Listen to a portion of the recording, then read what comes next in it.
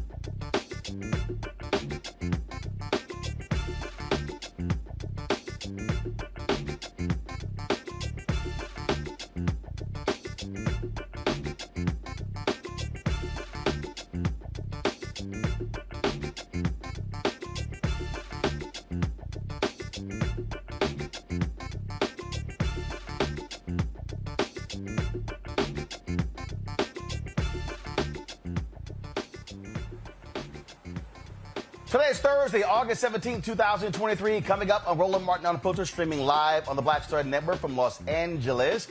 A Texas Trump supporter, a white woman, guess what? Arrested for threatening the life of the black judge in Washington, D.C. We'll tell you about those details. In Mississippi, 2 white men on trial for firing shots at a Black FedEx worker as a mistrial.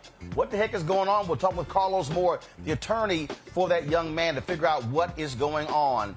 BET will not be black-owned. Paramount pulls the offer off the table. I will walk y'all through why it was smart for the black bidders not to give Paramount the $3 billion they were asking for, because it simply didn't make any sense. Also, North Carolina Republicans, they now have a veto-proof majority in the legislature. Guess what the first thing they do? They pass a voter suppression bill. That's what they do. And so we'll talk about that. Plus, Georgia, authorities there are not happy at all with threats from Donald Trump supporters against the grand jurors. They say, we're coming after y'all. It is time to bring the funk. I'm Roland Martin Unfiltered on the Black Star Network. Let's go. He's got it. Whatever the biz, he's on it.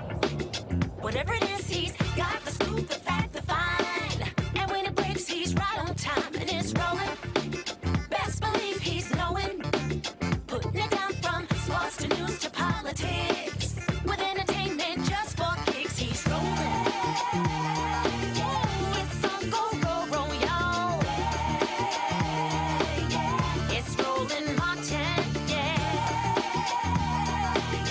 rolling with Roland now. He's funk, he's fresh, he's real, the best, you know he's Roland Martin now.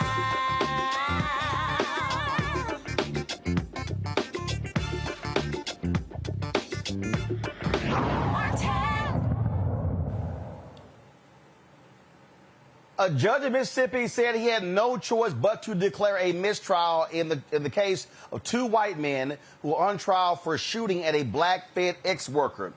Those 2 white men, Brandon Case and Gregory Charles Case, are charged with attempted first-degree murder, conspiracy, and shooting into the vehicle of DeMontario Gibson while he was making deliveries. The judge made the decision because the detective in the case admitted to errors. Brookhaven Police Department Detective Vincent Fernando admitted under oath while the jury was out of the courtroom that he did not give prosecutors or defense attorneys a videotaped statement the police had taken from Gibson. This is what the judge said. You know, during Detective Fernando's testimony, and it's been the subject of motions, he's a very important witness in this case.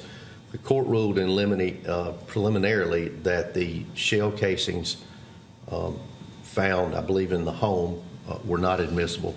And furthermore, that, and everybody agreed on this, both parties, that Mr. Bates, in fact, the defense gave Mr. Bates the ability to essentially ask a leading question, and that is, did you find any handguns in the house? They agreed not to object. The question was asked, and once again, Detective Fernando blurted out, no, but we did find long guns, which was also excluded in limine in a preliminary hearing.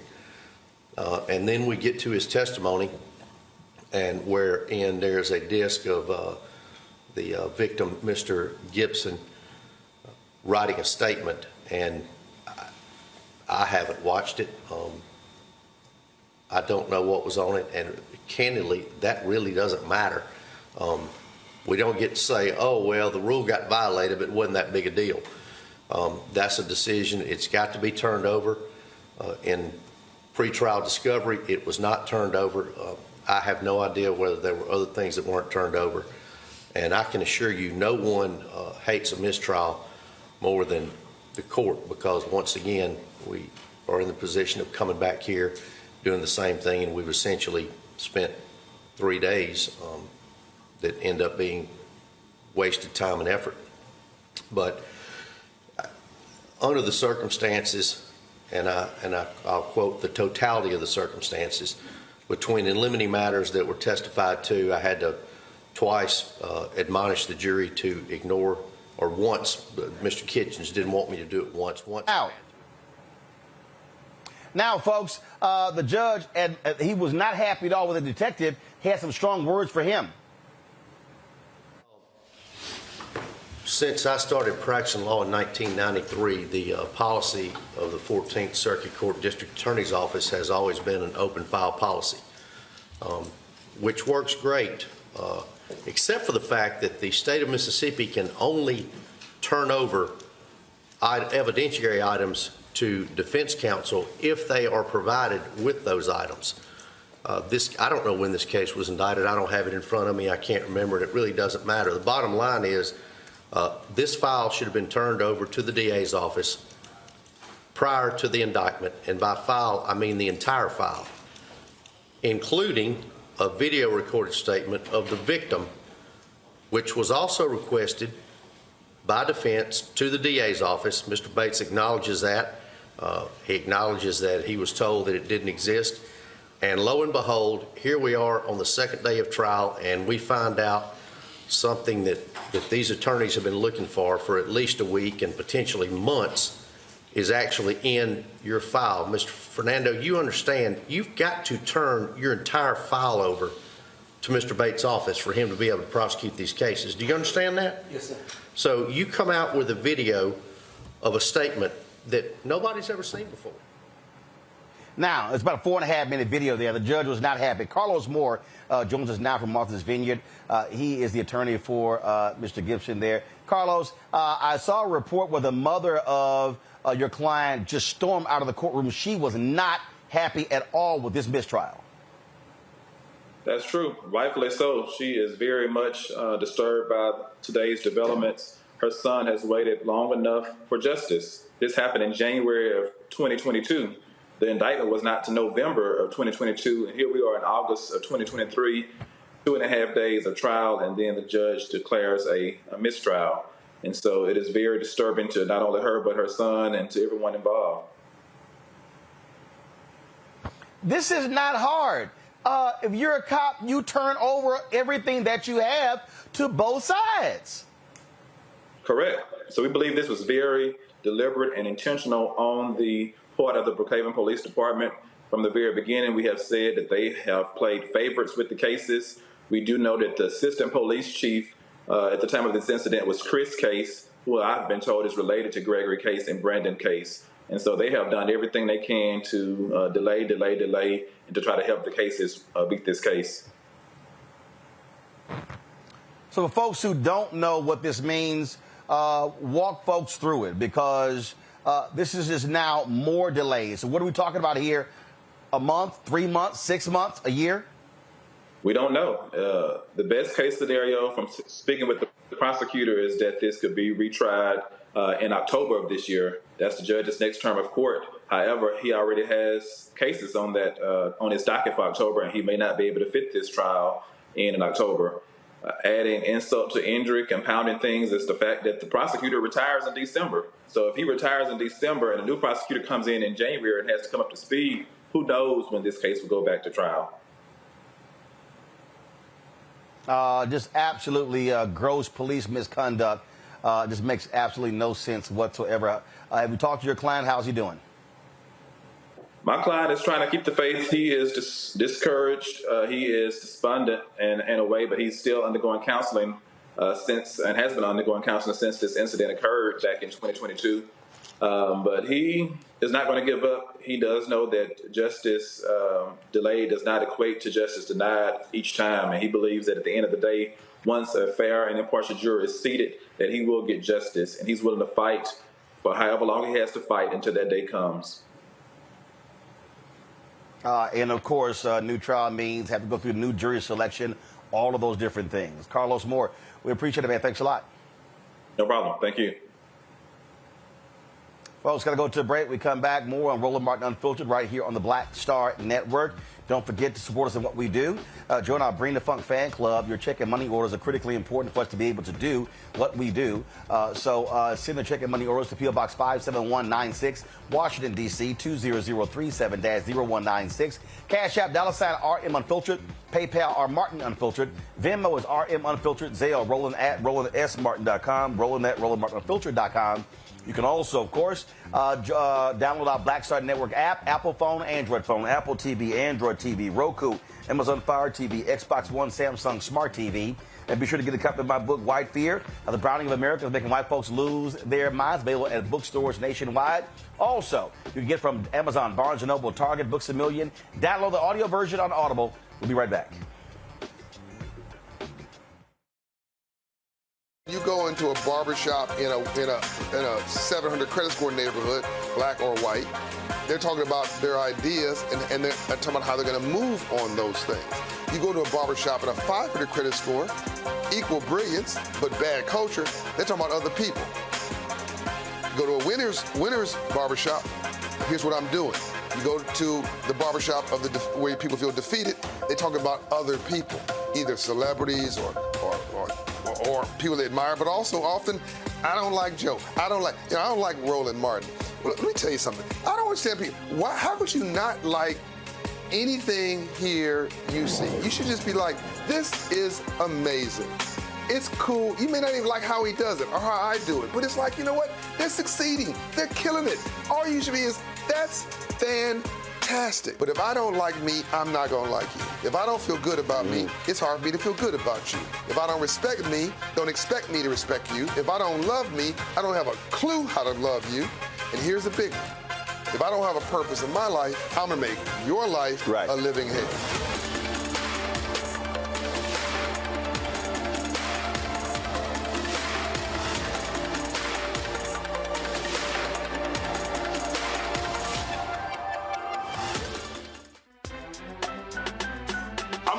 Muhammad, live from LA.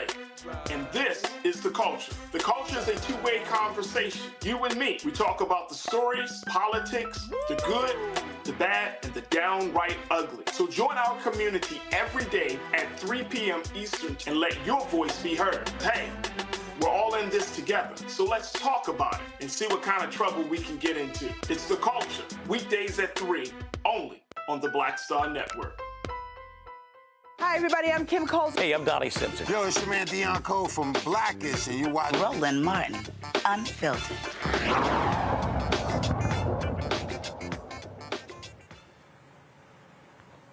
Folks, how many times have I told y'all Donald Trump is going to cause all of these crazy, deranged white supporters of his to go to prison themselves? Check this out. A white woman in Texas has been arrested for making dangerous threats to the judge in the black federal judge in one of Donald Trump's cases. This is absolutely crazy, this particular story here. And so, again, of course, Trump is facing charges in all kinds of jurisdictions. And one of them, of course, is there in D.C. But this woman in Alvin, Texas, first of all, she faces charges of threatening to kill the judge overseeing the case of Trump, the 2020 election case, and Texas Congresswoman Sheila Jackson Lee. A federal judge ordered Abigail Jo Shry to be arrested and imprisoned pending trial for calling Judge Tanya Chutkan's chambers at the federal courthouse in D.C., threatening to kill her. Shry left the voicemail for Judge Chutkan, calling her a stupid black slave before saying, "You are in our sights. We want to kill you." She also threatened to kill all Democrats, members of the LGBTQ community, and Congresswoman Sheila Jackson Lee. Shry warned investigators to be concerned that Representative Lee came to her hometown of Alvin. As a result of the threats, a protective order has been put in place limiting the disclosure of evidence provided by prosecutors and Trump's legal team. Now, in addition to this, in Georgia, Fulton County, MAGA supporters of Trump, they literally are doxing and threatening the grand jurors who indicted him there. The sheriff at Fulton County has made it clear that they're investigating any and all of these threats as well. I want to bring in my panel right now, talk about this here. Dr. Greg Carr, Department of Afro-American Studies, Howard University. Glad to have him with us, back in his familiar place with all the books behind us. He's been in Egypt the last couple of weeks. Candace Kelly, legal analyst, South Orange, New Jersey. Glad to have Candace back on the show. Lauren Victoria Burke, Black Press USA, they're out of Arlington, Virginia. Candace, I want to start with you. Do these idiots not understand you threaten a federal judge and you threaten a congresswoman, your ass going to jail?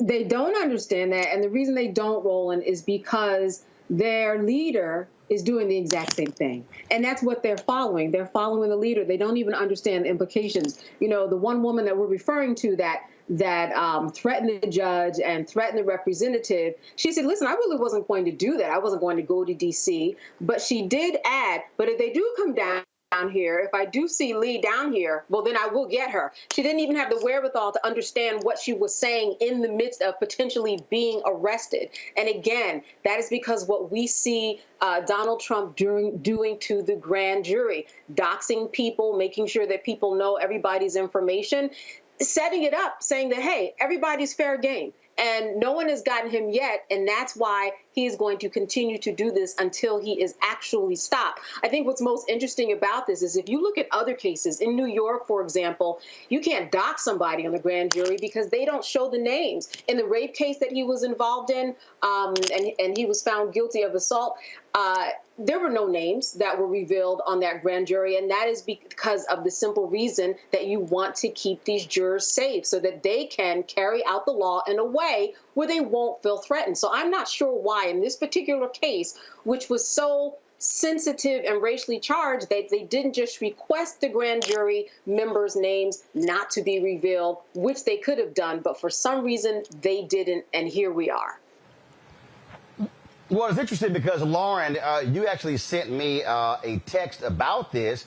I immediately looked into it, and that's actually the law in Georgia.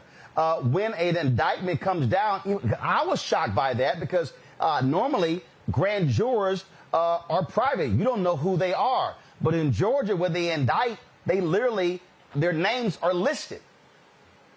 Yeah, I was shocked by that. I actually thought, when I sent you the text, I actually thought that was a mistake. I thought they'd made a mistake and revealed the names. And then, of course, you went and researched and found that that was the law in Georgia. I was really surprised to see that. And as Candace just said, I mean, you know, the idea that you would put these people's names out and think that they weren't going to get threatened, you've got to be living in another world, an alternative universe to be thinking that.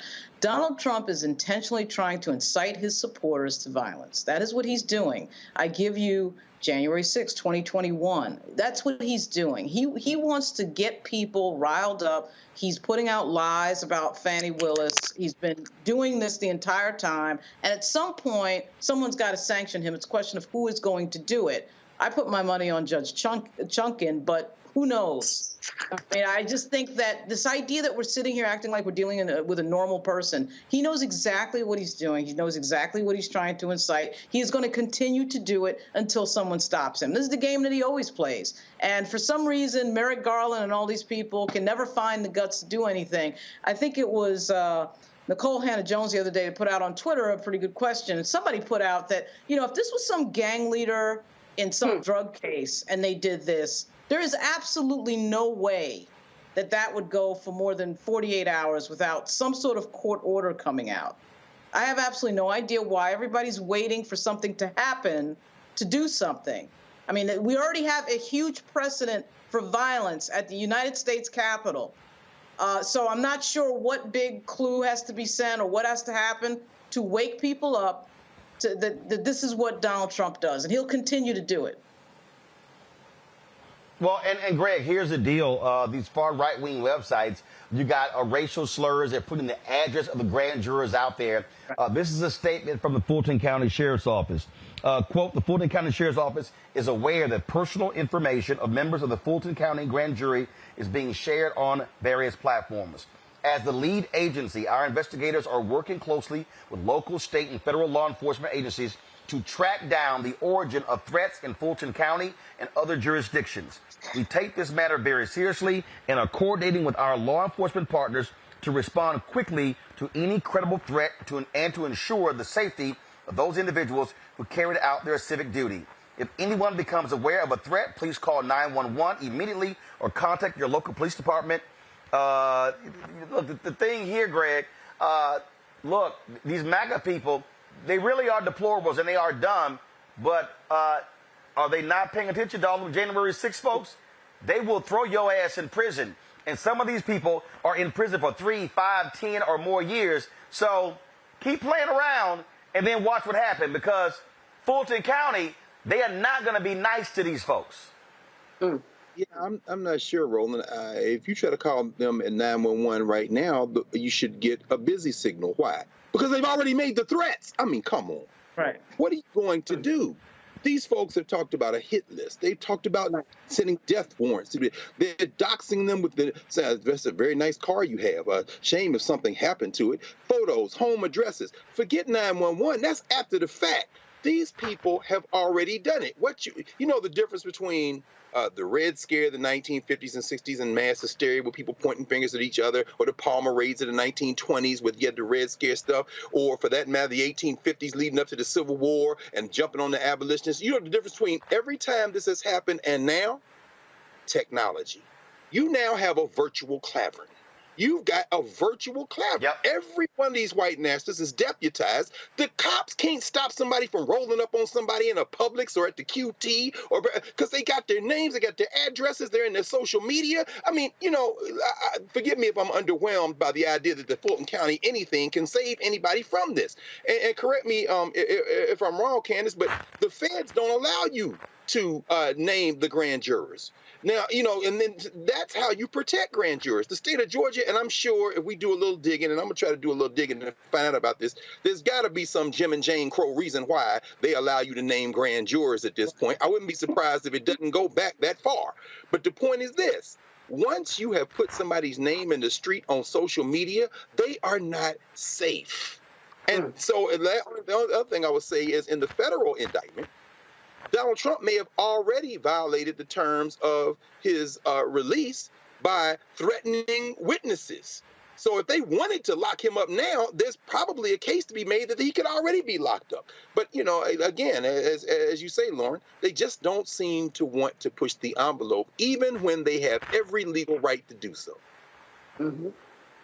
Well, Candace, look, here's the deal. Georgia is a little bit different. Remember, for the longest in Georgia, if a police officer was being investigated by the grand jury, they had the right to sit in on all grand jury proceedings, including if witnesses were on the stand. That law was only changed a few years ago when people discovered it, when the Black Lives Matter protests were happening. And people were like, what the hell? This is crazy. And so this is the kind of nonsense we do see in a lot of these states.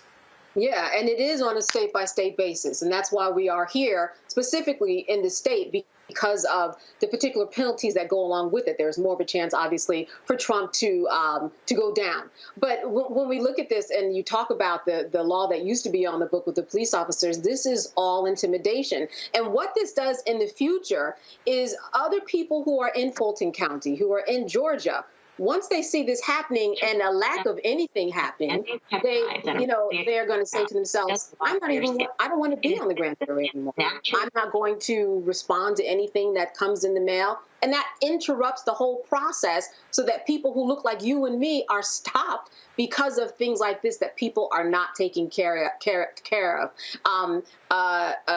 Greg is correct, and that is that Trump has already done things that are offenses that are worth people going after, that the police should be getting involved in at this point.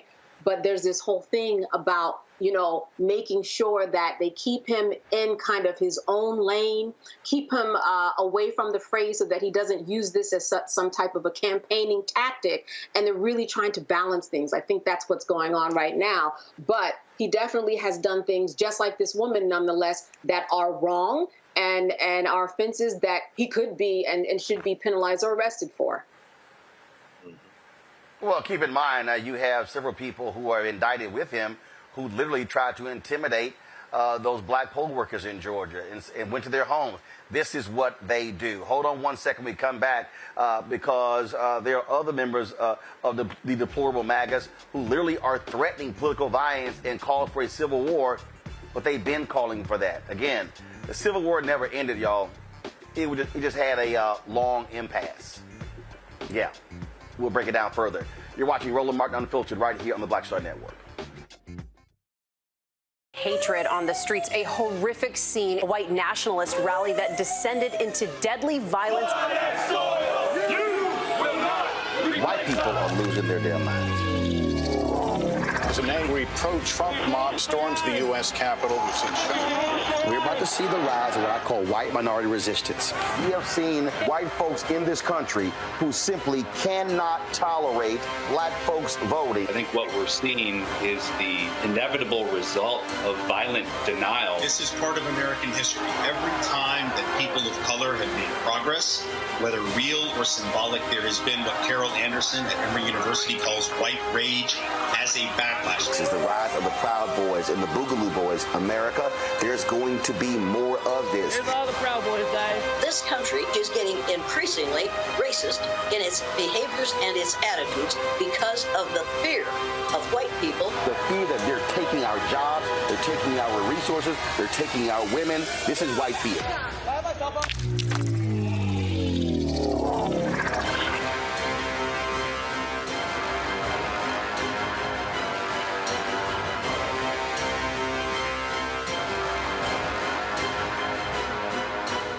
Next on The Frequency with me, Dee Barnes, the shooting of Megan Thee Stallion and the subsequent trial of Tory Lanez. Megan has been treated like the villain. The experience that Megan went through is something that all black women face when we are affected by violence. This is something that's called misogynoir. There's a long history of characterizing black women as inherently bad in order to justify our place in the society. Next on The Frequency with me, Dee Barnes. Hey, what's up? Geek Tony in the place to be. Got Kicked Out Your Mama's University, creator and executive producer of Fat Tuesdays, an air hip-hop comedy. But right now, I'm rolling with Roland Martin, unfiltered, uncut, unplugged, and undamn believable. You hear me?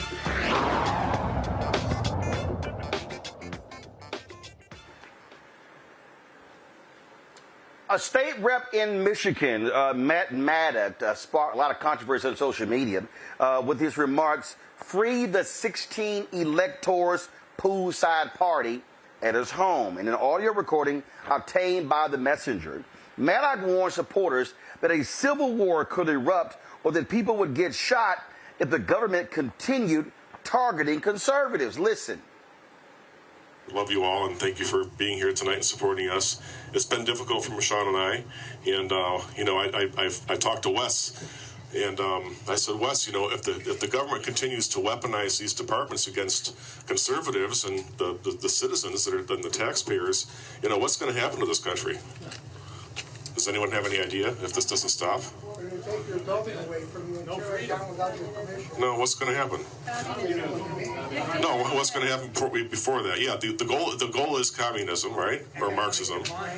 The Democrats' dream, right? But what's going to happen before that?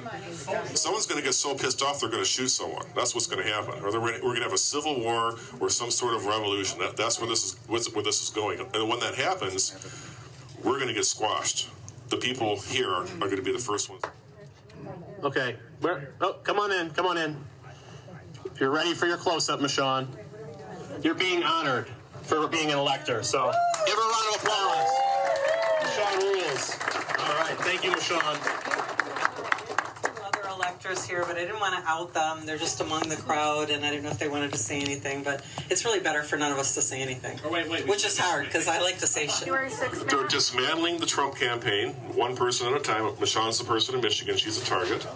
Number two, they're going to cheat again. You guys know that, right? Yeah. They're never going to stop cheating. And who agrees with me that they did cheat their ass off? Okay? 100% everyone. And what they're doing here, the things that the electors did were things that have been done before. Okay? That's all I'm going to say.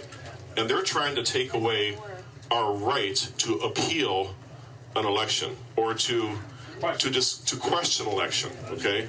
They want to make damn sure that anyone who questions the election or disputes the election in 2024 is threatened by what they're doing to our electors and other people throughout this nation, that you will not say anything. You are going to shut the F up, and you are going to walk into that gas chamber. That's what they want, okay? Because that's what's coming first, though. Yeah. And so what we're going to do, speaking of dividing and conquering, my goal is to get a resolution up to impeach Dana Nessel. She has has obviously committed corruption with this corrupt prosecution. The law is there. Now we need to get the Republicans on paper to sign the resolution to impeach Dana Nessel. We're 56-54, guys, but we have 2 state reps running for mayor.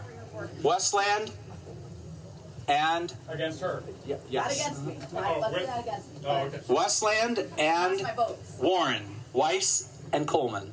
Oh. And both of them have a good chance. I don't want to handicap it for them. Coleman wants my vote. Let's just say that. So we want you to vote for him. And anyway, so if both of those go, for 6 months, we're 54-54. And we have recalls that are going on in our state.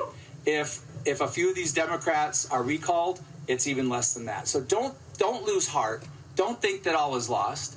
We're very close in the House of Representatives.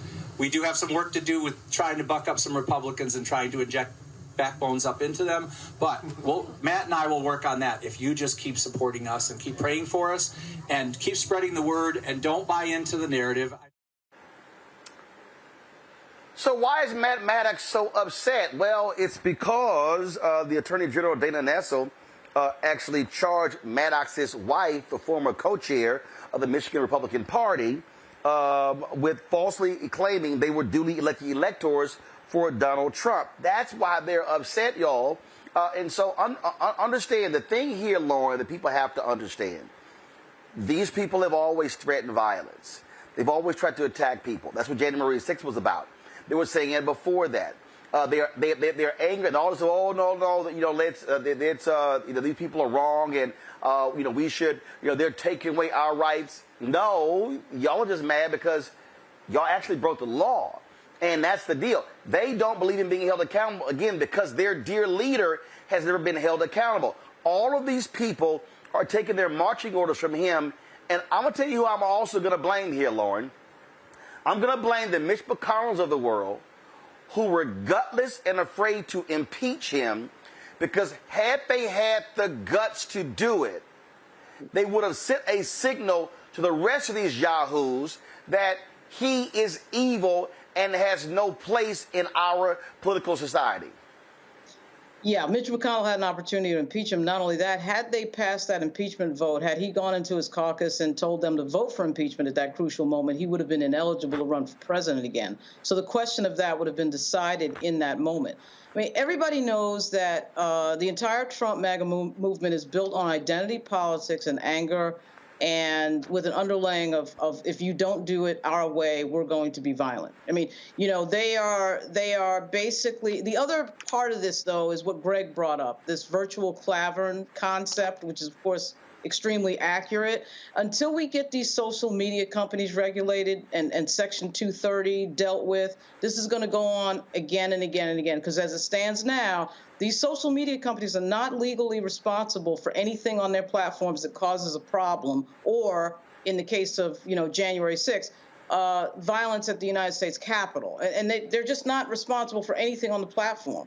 And whether it's lying, whether it's disinformation, misinformation, defamation, they're responsible for absolutely nothing. And at this point in the game, we're now far down the line. We know what the connection is. We know why things are different. There are only 2 things that are different between this moment and, say, 20 years ago. One, we had a black president of the United States get elected in 2008. And the second thing is social media. So it allows these people to get this misinfo and disinfo out. And as you could hear on that audio by Dan Merica, that audio is showing the people in the background believing that the election was stolen. Where did they get that from? Well, they got that from Trump lying over and over again, social media putting out that disinfo and misinfo, and absolutely nobody regulating that. So that is a disastrous combination, and that continues. And as you can hear, nobody's really doing anything about that. Nobody's even really talking about it at this point.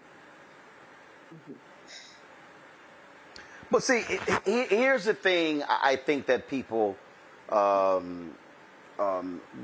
really need to grasp. And the bottom line is this here, Greg, and we've talked about this ad nauseum.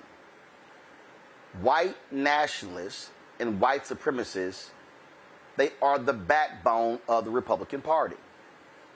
The reason they were afraid they were afraid to impeach Trump is because they were afraid of his followers who are their voters. And so they were like, oh, he's going to go away. Remember when Susan Collins said after the first impeachment, I think he's learned his lesson. No. I keep telling people, there is no bottom for this man. It doesn't exist. And so the Republican Party chose to be in bed with him. They had no problem with him being in power. Privately, they trash the man. They think he's an idiot. They think he's dumb. But they love power. And they, like I said on ABC this week, this was, I think it was February 2017. I said, they have allowed evil into their house, and evil has now consumed them. Yeah.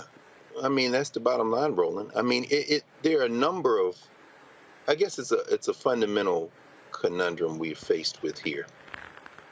We keep talking about the rule of law, but the rule of law at critical moments, because, you know, African people have fought for our own liberation in this country, has helped us, but we perhaps need to understand that we're playing by two different sets of rules here.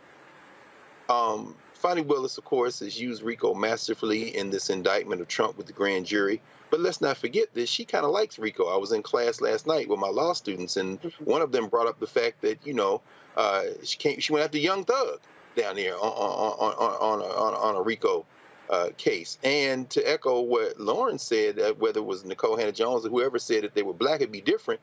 Does anybody doubt that if Young Thug's fans had been threatening grand jurors, that somebody would have been locked up by now? But the whole idea, though, is that we think about the law as an absolute, and it is absolutely not an absolute. The political calculus that Candace is talking about, you know, in terms of what to do or not to do with Trump in a kind of delicate situation, is at play here. There was an article in today's Financial Times that talks about this $400 billion in investments in clean tech because of the legislation that, of course, the Biden administration was able to pass through. 80% of the clean tech and semiconductor investments announced so far this year are in Republican districts. Now, what does that mean?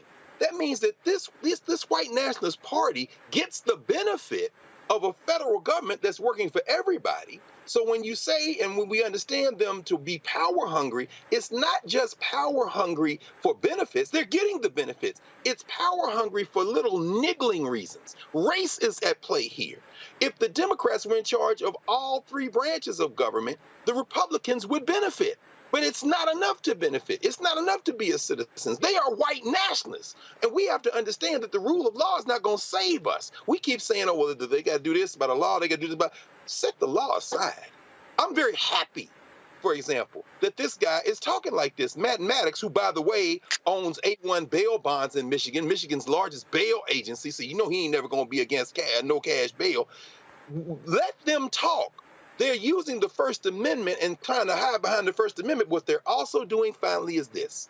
They are identifying the enemies of our common humanity. And you got to pick a side. It's just as simple as that. They're playing by a set of rules that we don't understand. Well, the thing here, Candace, that I think people need to really lock and load on is that these people have supporters who are in positions of power. Mm-hmm. There are sheriffs, there are police departments, there are lawmakers. They are allowing these things to happen. And so this isn't just, something small. No. They have people who are state senators, state representatives, governors who stand with him. These people, look, you have conspirators, co-conspirators of Donald Trump who are in Congress as we speak, who are chairing committees, Jim Jordan, Marjorie Taylor Greene, Paul Gosar, the list goes on and on and on. These people are still there. They have not been held accountable even by Jack Smith. Mm-hmm. Mm-hmm. Not yet, but if you listen to that audio that you just played a little bit earlier, there was a point where that fake elector was given an opportunity to speak, and she said, you know what, as much as I always like to open my mouth, I'm not going to do it right now. Now, that gives me a little bit of hope because of the fact that she knows the harm and knows the trouble that she is in right now. Now, that's not to say that that carries on to everything and is a cure-all, but she got the message that what she was doing and did is wrong, or else she would have been running her mouth just like everybody else on the audio clip. It is coming, and that's one thing about the law. It may not be kind of carried out in a way that we all look at as fair and just, but you do have to be patient to see. For those people who haven't read the indictment, to look at all the people that you're talking about, the 16 people that were the fake electors, and then the 19 people who were part of what Fani indicted, those 19 people. It is very, very clear, and it tells a very, very specific story that involves not just Donald Trump, but this is why she is prosecuting them all at one time under the RICO Act. She wants to make sure that people understand the big picture. It's not about Donald Trump. And in order to see the big picture, you have to look at all of the people involved, and that's why she kind of conjoined everybody together. And one of those electors, like we heard in the audio, she got the message that her time might be up. Otherwise, I think, Roland, she would have been running her mouth just like everybody else on that audio tape. It's coming. Yep. It takes time. Yep, absolutely. Hold tight 1 second. We come back. We're going to talk about a couple of voter suppression bills.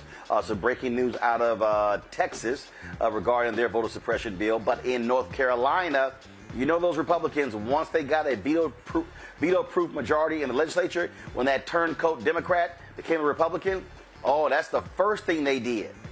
Focus on trying to keep black people and others from voting. We'll explain. Plus, I'm going to give you a full breakdown, deconstruction on BET, by Paramount deciding not to sell a majority stake in BET. I'm explaining to y'all why, and also explaining to y'all why y'all need to stop listening to these non-journalists, no due diligence, no source blogs who don't know shit, and all they do is report other BS that other people post that makes no sense whatsoever.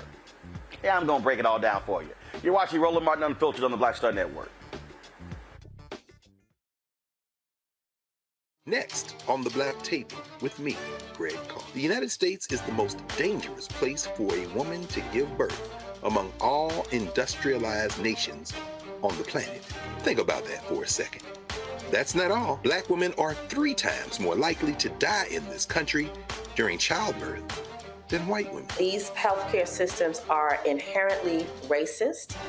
There are a lot of white supremacist ideas and mythologies around black women's bodies, even black people, that we experience painless, right? Activist, organizer, and fearless freedom fighter Monifa Akinwole Bandele from Moms Rising joins us and tells us this shocking phenomenon, like so much else, is rooted in unadulterated racism. And that's just one of her fights. Monifa Bandele on the next Black Table here on the Black Star Network. Question for you. Are you stuck? Do you feel like you're hitting a wall and it's keeping you from achieving prosperity? Well, you're not alone. On the next Get Wealthy with me, Deborah Owens, America's Wealth Coach, you're going to learn what you need to do to become unstuck and unstoppable. The fabulous author Janine K. Brown will be with us, sharing with you exactly what you need to do to finally achieve the level of financial success you desire through your career. Because when I talk about being bold in the workplaces, I'm talking about that inner boldness that you have to take a risk, to go after what you want, to speak up when others are not. That's right here on Get Wealthy, only on Black Star Network.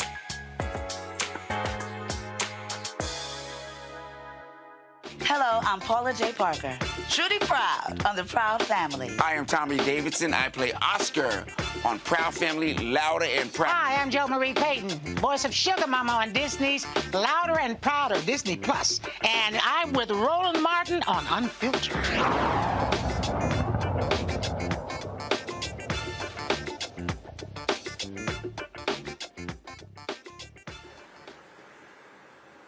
All right, folks, this breaking news from Market Live's Democracy Docket. Federal court strikes down a portion of the Texas voter suppression law, SB 1, that enacted new ID requirements for mail-in ballots for violating the materiality provision of the Civil Rights Act. More to come. So that was the case out of Texas. Now, in North Carolina, the Republicans there, they now control the legislature. Remember when that Democrat, that turncoat flipped to the Republicans, giving them a veto-proof majority. You've got a Democratic governor, but they now can overrule any decision that he makes. Well, guess what they've done? One of the first things that they've done, they passed a voter suppression bill. So this particular bill in North Carolina just shows you just how utterly ridiculous they are. And remember, these are the same Republicans. A federal court rule had a laser-like targeting of black voters. Okay, the courts previously have struck down their voter ID bills, struck down racial gerrymandering, struck down their racist policies. But now Republicans now control the state Supreme Court 4-3. That makes it easier for them to do their damage. So this bill would impose a variety of restrictions, banning private funding for election administration, shortening the timeline to return absentee ballots from 3 days after Election Day to 7:30 p.m. on Election Day, transferring election crime investigations to the State Bureau of Investigation, excluding any missing witness information from the categories of curable deficiencies, meaning they don't want to be able to fix problems with your ballot, allowing poll observers to freely move around polling locations, listen to conversations between voters and election officials, and take photographs, extending the deadline for challenging mail-in ballots from Election Day to 5 business days after Election Day, requiring same-day registrants during the early voting period to vote on a retrievable ballot after providing required documentation at the polls. These votes will only be counted if the U.S. Postal Service can verify the voter's address via a deliverable notice before the county canvass, which begins 10 business days after Election Day. The bill will launch a pilot program during the primary held in 2024 for signature verification on mail-in ballots. The State Board of Elections will select 10 counties of varying sizes, regional locations, and demographics. As part of the pilot program, ballots that fail the signature verification won't be rejected. Bottom line here, Greg, these white supremacists, they know they cannot appeal to a broad section of voters. Their strategy is very simple. Shrink the number of voters, and they say then they will be able to actually compete and win. Absolutely. They're dying. They know it. They're desperate. I welcome it. Because we're finally going to have it out in this funky settler colony enterprise. It's going to have to come to this. It was going to have to come to this, Roland. This has been on track since the first settlers came here and displaced the indigenous people and drug us here in chains. It was going to have to come to this, because if you're going to hold on to white supremacy, you're going to ultimately have to confront the fact that those of us who believe more in our common humanity than any notion of white supremacy are just going to have to fight y'all.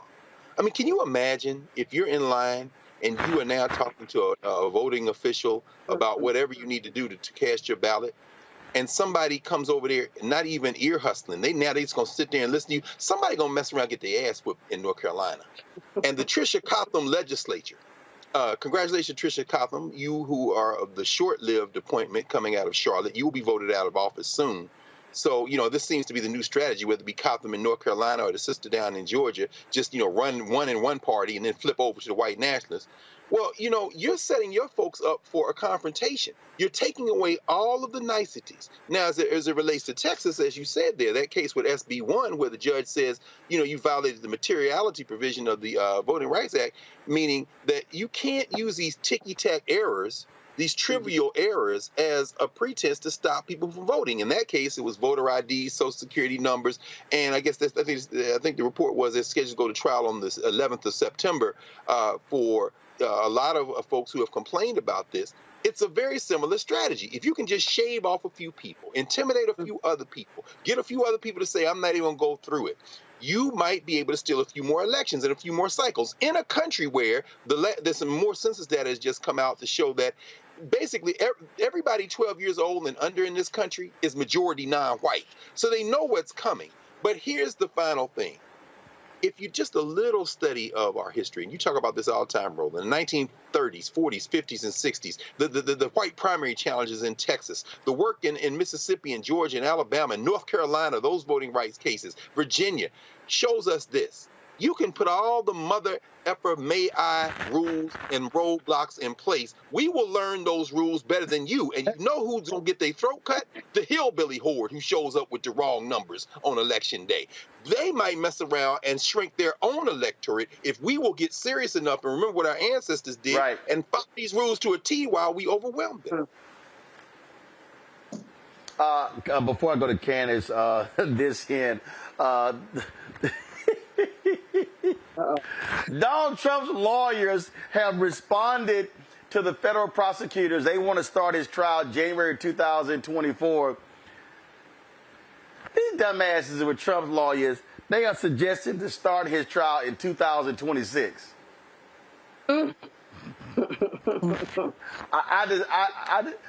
April of 2026. Which one? It's the federal. That's the federal. The case in D.C. The federal case. Yeah. April of 2026. Yeah. Okay. Gotcha. All right. So Candace, get back to this North Carolina. Again, what I need our people to understand is their whole strategy is all about black people, Latinos, and young white voters. And what they're banking on this hardcore right-wing Supreme Court with 63 conservative majority to back them up. And as Greg was saying, we're talking about just different ways to shave off votes, right? When we talk about the third indictment that we just saw come down, he was disenfranchising voters. That's what it was about, defrauding the United States government in the name of democracy. So it all is connected, just little by little, trying to shave off here and shave off there. All I see in these voter suppression laws is a bunch of lawsuits waiting to happen, violation of civil rights, violation of privacy with poll workers walking around listening to your conversation. But these are kind of the little needles that Donald Trump and seeds that he has been planting all along that people are following suit. As you said, he stacked this up a long time ago with the Supreme Court, which is why he's banking on different things along the way. Remember, along the way, he was banking on the electors. Along the way, he was banking on maybe Pence would do it. Along the way, he was banking on the dozens of lawsuits in order to overturn the vote. And now he's banking on these voter suppression laws that are going through, and he's going to ultimately bank on the Supreme Court, as you said. It is little by little, which is why little by little, people on the other side, those who are voting for it, those fighting in the name of voting rights, have to keep on at it because they're not going to stop. They're just like a little kid who's asking for the ice cream from one parent that says no and goes to the other parent and hopes that they say yes. That's what we're looking at. They will never, ever quit. And that's why people who are fighting for the rights, who are voters, can't quit either. And Lauren, this is where, and I keep saying, I need black folks to be playing chess. Let's take Virginia. All office holders in Virginia are up on the ballot this year in terms of the legislature. Democrats are 3 seats away from controlling the House. They have a narrow lead in the Senate. If flip 3 seats, there's a black majority leader in the House in Virginia. There's a black Senate leader. Guess what? Glenn Youngkin, he can't do a damn thing without the legislature. And so people need to understand that if you want to, and then what they can do? They can pass their own voting laws and dare him to veto them. We have to understand what the power is to change the dynamics. We're talking about all these issues, and I need everybody watching and listening to understand that All of these things are happening because they are a result of people not voting. They are a result. What North Carolina, Democrats could have had a 6-1 majority on the state Supreme Court. Sheriff Beasley loses by 400 votes. It goes to 4-3 Democrats. They lose a seat in 2022. It flips 4-3 Republican. We can't just be mad at what they're doing. We have to recognize that what they're doing is a result of them winning at the ballot box.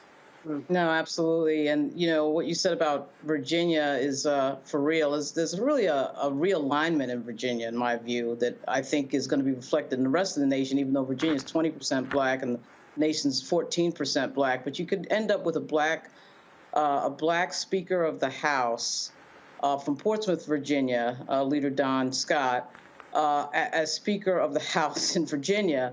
You could end up with a black majority leader in the Senate, which would be Mamie Locke from Hampton, and you could end up with a black chair of the Finance Committee in Louise Lucas. All that happening, by the way, is you have Bobby Scott, who is the ranking member of a major committee as well. All this happening in one of the blackest sections of the Commonwealth of Virginia. And you're already going to have a record number of Virginia state senators who are going to be black and a record number of Virginia state members of the House who are going to be black. So there's a major sort of coming of age in Virginia, and just as there is in the rest of the nation. We see it in Congress with the biggest black congressional black caucus at 58 members. So all of that, of course, is being seen by these Republicans who refuse to change their policies to broaden the tent.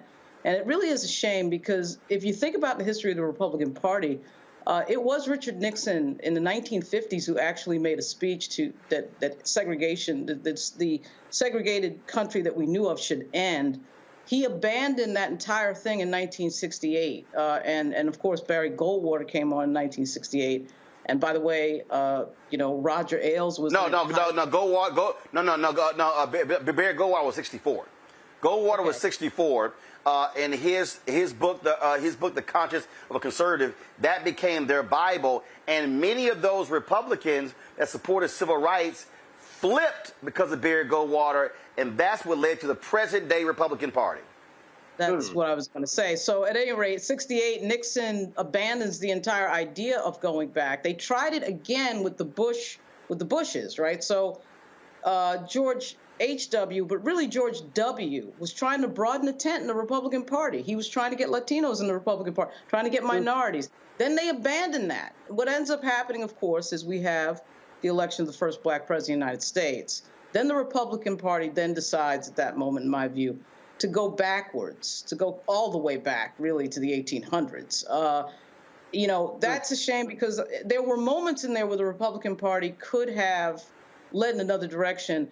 And, you know, by the way, Roger Ailes was an advisor to Richard Nixon. He was the one that married crime and race. And that's why, you know, we still are in this era, the Southern strategy era of marrying crime and race. They're always trying to marry black people and crime. That comes directly from Roger Ailes, who, of course, invents Fox News. And you know, you see what you see from Fox News, the New York Post, and this entire group of right-wing media always trying to put, of course, black people in the most negative light possible. But now they've just gone full on. Now you see DeSantis, and now they're attacking black history. They're trying to effectively erase black history.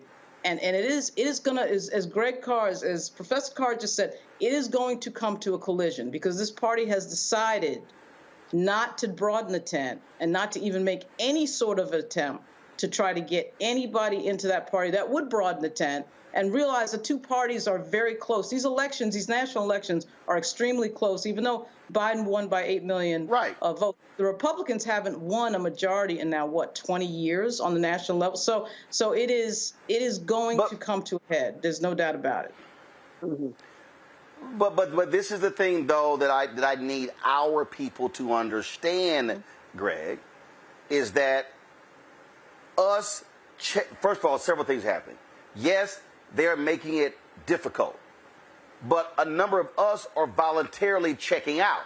Now, I get people who say, hey, I haven't seen substantive change. Get it.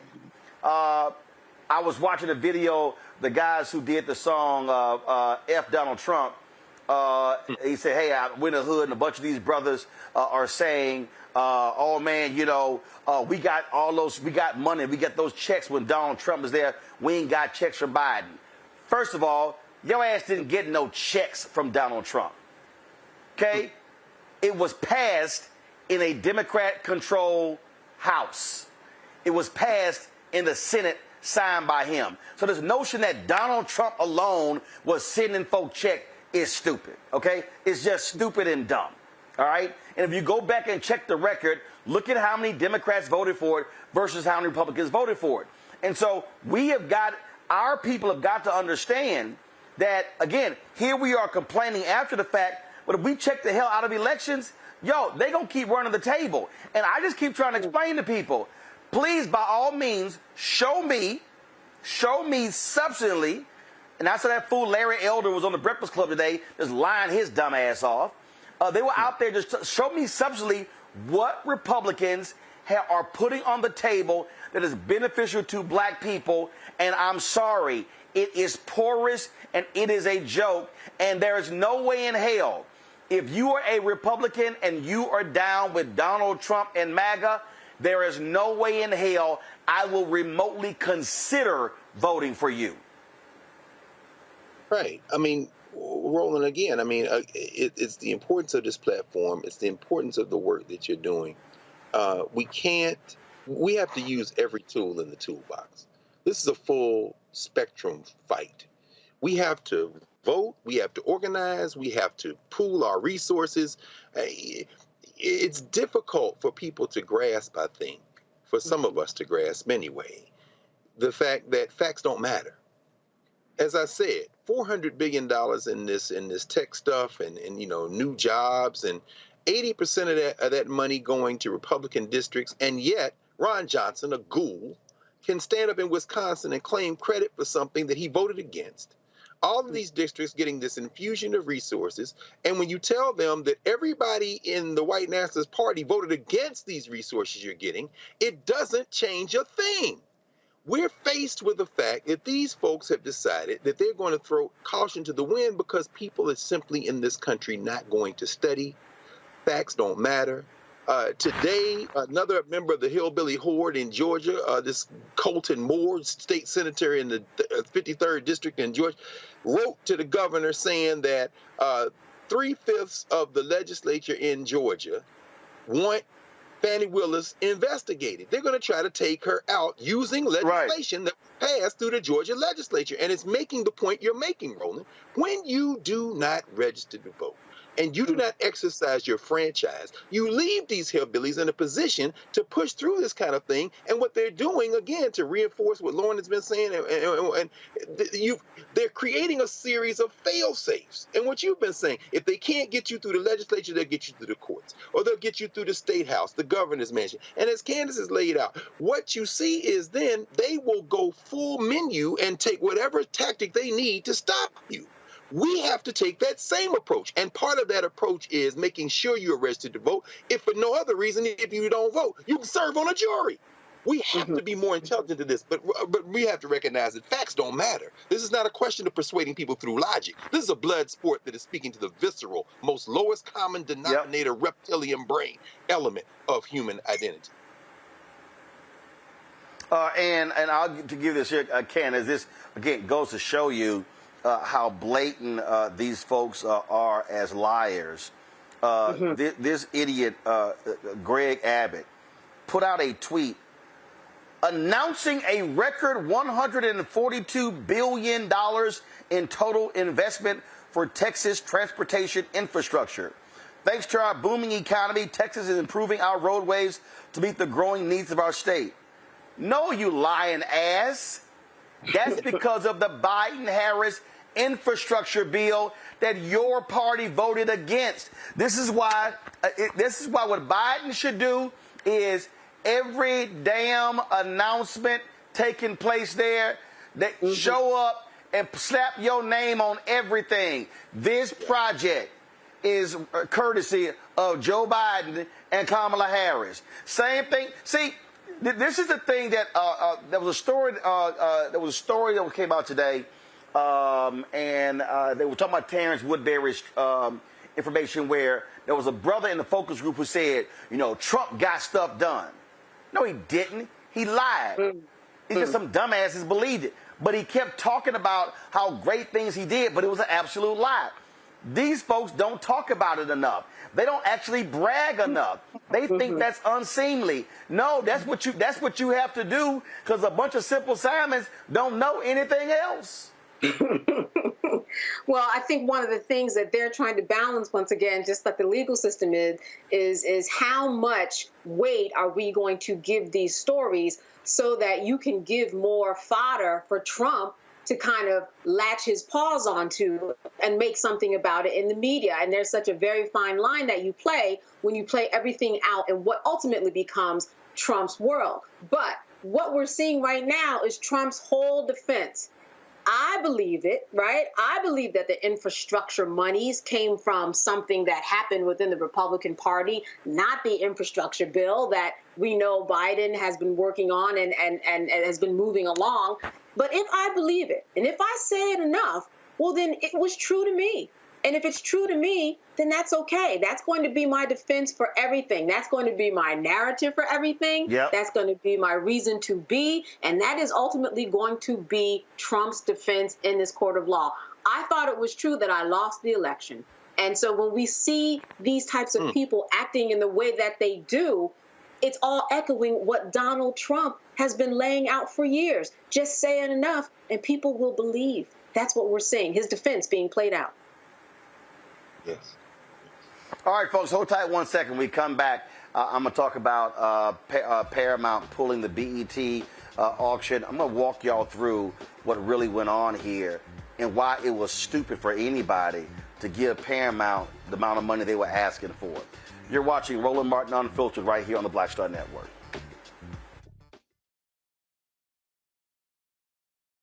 You go into a barbershop in a 700 credit score neighborhood, black or white, they're talking about their ideas and they're talking about how they're going to move on those things.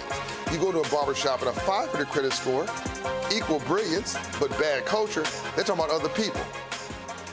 You go to a winner's barbershop, here's what I'm doing. You go to the barbershop of where people feel defeated, they talk about other people, either celebrities or people they admire, but also often, I don't like Joe. I don't like Roland Martin.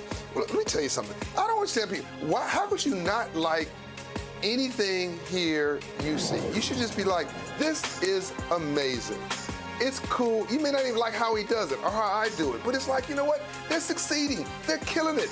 All you should be is, that's fantastic. But if I don't like me, I'm not gonna like you. If I don't feel good about me, it's hard for me to feel good about you. If I don't respect me, don't expect me to respect you. If I don't love me, I don't have a clue how to love you. And here's the big one. If I don't have a purpose in my life, I'm gonna make your life a living hell.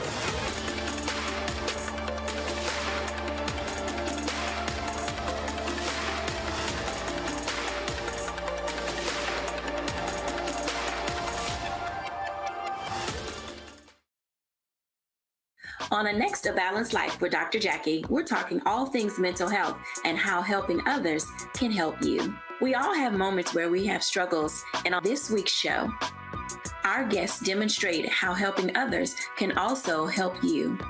Why you should never stop giving and serving others on a next A Balanced Life here on Black Star Network.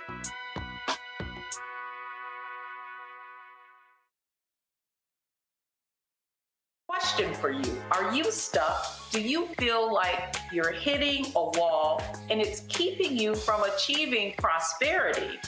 Well, you're not alone. On the next Get Wealthy with me, Deborah Owens, America's Wealth Coach, you're going to learn what you need to do to become unstuck and unstoppable.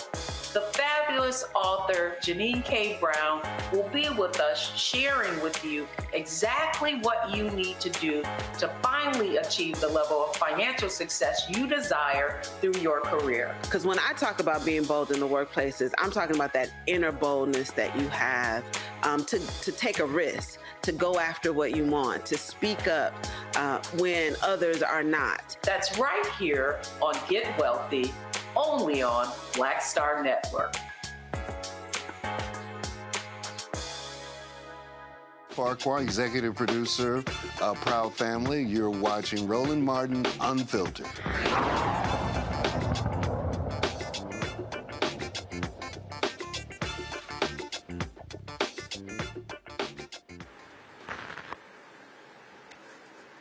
All right, folks, late last night, the Wall Street Journal dropped this story on their website, this exclusive story, saying that Paramount was pulling the deal, guys, come on, get the right graphic, okay? The Wall Street Journal article, okay, thank you. Paramount was pulling the auction of BET.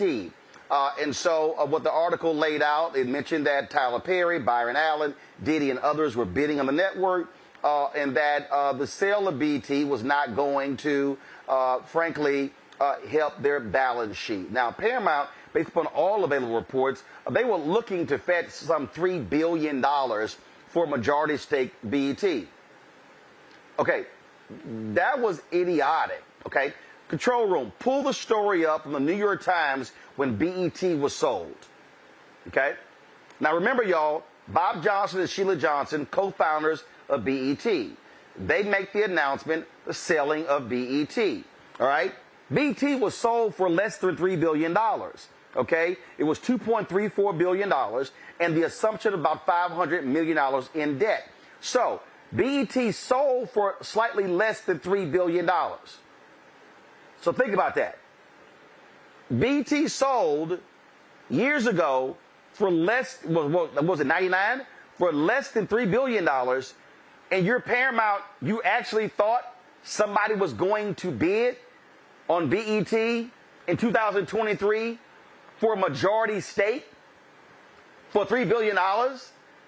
Anybody who would have given Paramount $3 billion for a majority stake, and not all of it, for the depreciating asset, is stupid. And like that's just a dumb deal. So I need people to understand what's going on here. They actually thought that black folks were going to overpay for the asset. Now, here's the whole deal. When you're selling these companies, you hope somebody overpays. You really hope somebody is dumb like Elon Musk, who completely overpaid by about, $20 billion for Twitter. We see how that's gone. The reality is no cable network is worth any of that. Who told us that? Bob Iger, the CEO of Disney. This is what he said last month on CNBC when it came to the linear assets that Disney owns. Are you staying? Well, let me start with the fact that I did like retirement. I highly recommend it, by the way. You're never going to get to it, Bob. Well, I mean, you did it for 11 months, and that was it. It was a good 11 months. And I came back to the company at the request of the board. It's a company that I started working at in 1974, 49 years ago when it was ABC, and we became part of Disney. And I obviously have deep passion for the company and in the business, and I care a lot about the people. After coming back, realized that the company was facing a number of challenges, some self-inflicted, some caused by changes in the business, large-scale disruption of certain parts of the business. And while a lot of work has been accomplished in the 7 or so months that I've been back, the board believed, and I agreed with them, that there was a lot more work to do. And the timetable that we had initially established, which was 2 years, seemed like it was putting undue pressure on us, even though we're getting at the work really quickly, but to accomplish everything we want to accomplish. So in part it was designed for continued stability and continuity, and also to give a team of very talented executives who work with me, time not only to help me through what is a challenging period, but to develop themselves. Yeah. We sat down in February. You'd been back a couple of months. And I did ask you if 2 years was too short a time. And you said, quote, you can get things done very quickly. Setting the company up for success is what you were talking about. So I wonder, did something change in your calculation of how quickly you can get things done? Well, we've gotten a lot done very quickly. Significant cost reductions, a complete realignment of the company in terms of its structure. Right there, significant cost reductions. In the interview, Bob Iger says that his linear networks, ABC News, ESPN, and others, could be put up for sale. Why? He said because those networks do not have growth potential. Folks, understand what is happening in the media landscape, okay? Cable news used to be here. It's now here. It's going down to here. So perfect example. When ESPN used to be in 100 million homes. ESPN is now in 74 million homes. Now, by the end of the year, they're going to be in less than 70 million homes. Why? Because of cord cutting. Pull the story up. This year is estimated that 9.3 million people are going to cut the cord, meaning they're going to drop cable. 9.3 million. What that means is if you have a cable network, you have a depreciating asset. So if you buy a cable network today, the moment you buy it, the value of it is going to go down because you're losing customers. BET, when it was sold by Bob Johnson, was in 72 million homes. They're now down, folks, in the 60s and the 50s.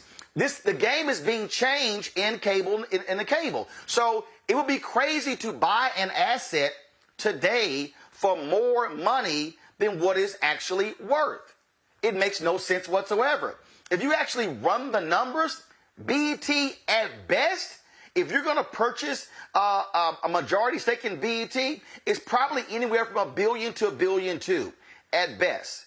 Now, why was Paramount interested in selling BET? Because they've been losing money on their streaming service, like all of the networks. Disney has lost $11 billion since 2019 on Disney+. Comcast last year lost nearly $4 billion on Paramount. Warner Discovery, they've been losing money. Paramount is even more perilous position compared to all the other networks because their market cap is small. You might say, wait a minute. It's Paramount, Viacom, it's CBS. Oh, they got the hit show Yellowstone. All that stuff means nothing. Pull up Netflix market cap. Netflix, y'all, pull up Netflix market cap. Netflix market cap is the highest of any media company. All right? Netflix, okay? It's 178 billion market cap. Now pull up Disney. Disney's market cap, okay, the close of today is $157 billion. Pull up Comcast. Comcast is third. Their market cap is 190. So actually it was Netflix, Comcast, and then Disney in terms of market cap. Now pull up Warner Discovery. Warner Discovery, that merger, their market cap is 31 billion. Now show Paramount's market cap. Their market cap, y'all, is less than 10 billion. They are the smallest major media company out of all of them. So they were hoping to sucker somebody black into overspending to buy BET, BET Plus, and VH1. That literally made no sense whatsoever. Now, a bunch of people out there have been commenting all day because they were like, oh my God, I thought Tyler Perry had bought the network. No, that's because a ridiculous website called The Streamer, which I've never heard of, put out this bogus report a couple months ago saying Tyler Perry buys BET. Y'all, the moment I read the story, literally, I knew it was a lie, okay? Now, this is not the actual report right here. This is a website. That, what you just saw was a website remarking on The Streamer. Well, guess what? If you go to The Streamer's website right now, you're going to see a 404 error because they took down the story. Everything in the story was a lie. I literally read it and I said, this is all a lie. But guess what happened? All these dumbass blogs and all these black bloggers, they all put it out there. So it was flying all across the internet. Hollywood Unlocked and all of these people, B. Scott and The Source, everybody and their mama was posting. I'm like, y'all, stop posting lies. They were all lies. The first line of the story said Tyler Perry buys BET from Paramount Viacom. Price wasn't disclosed. Y'all, Paramount's a publicly traded company. They had to disclose the price. Then the fools put in the story, Paramount is hemorrhaging money. They lost $400 million last year. That was stupid. It lost $500 million in the last quarter. It's like, where do y'all even get this from? And this is one of the biggest mistakes that we're seeing in black-owned media and black-targeted media. that we got a bunch of non-journalists who have no sources, who do no due diligence, who do no fact-checking, who put this stuff out to the public, and they know nothing about what the hell they're talking about. And that's what I keep telling y'all. Stop listening to people who are not credible, who all they do is repeat what other people say. I can't stand all of those Instagram black media companies who all they do is just, hey, so-and-so is reporting. They don't even pick the phone up to double check anything. And so that's what you were dealing with right here. And so you had Byron Allen in the process. You heard possibly Group Black, Shaquille O'Neal, Kenya Barris, 50 Cent. You had a whole bunch of people whose name were thrown out there. Most of those people were not actually involved in this particular deal. And so Paramount now pulls it off of the table. BET is not going to be black owned. I wouldn't be surprised if they try to do it a little bit later, but here's the whole deal here. Anybody who tried to buy that network would have been crazy to spend that amount of money. It's smarter, frankly, if you're Diddy, why would you bid $1.5 billion, $2 billion on BET when you already own Revolt? It's smarter for you to take a tenth of that, 100 million, 200 million, and invest it in Revolt and build Revolt out to be a digital operation. Folks, understand what's happening in the cable business. It is dying. The numbers are going down, and those customers are not coming back. The best thing you can do is try to hope you switch them over to BET Plus, because people are no longer watching linear television, broadcasting cable like they used to. The costs are also a lot higher. And so that's what you're sitting here dealing with.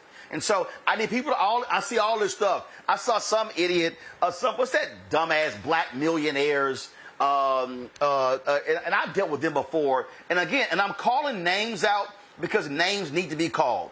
They posted some stupid tweet, the speculation. Anytime you see somebody throw out the speculation, stop following them because they don't know what the hell they're talking about. So that was this.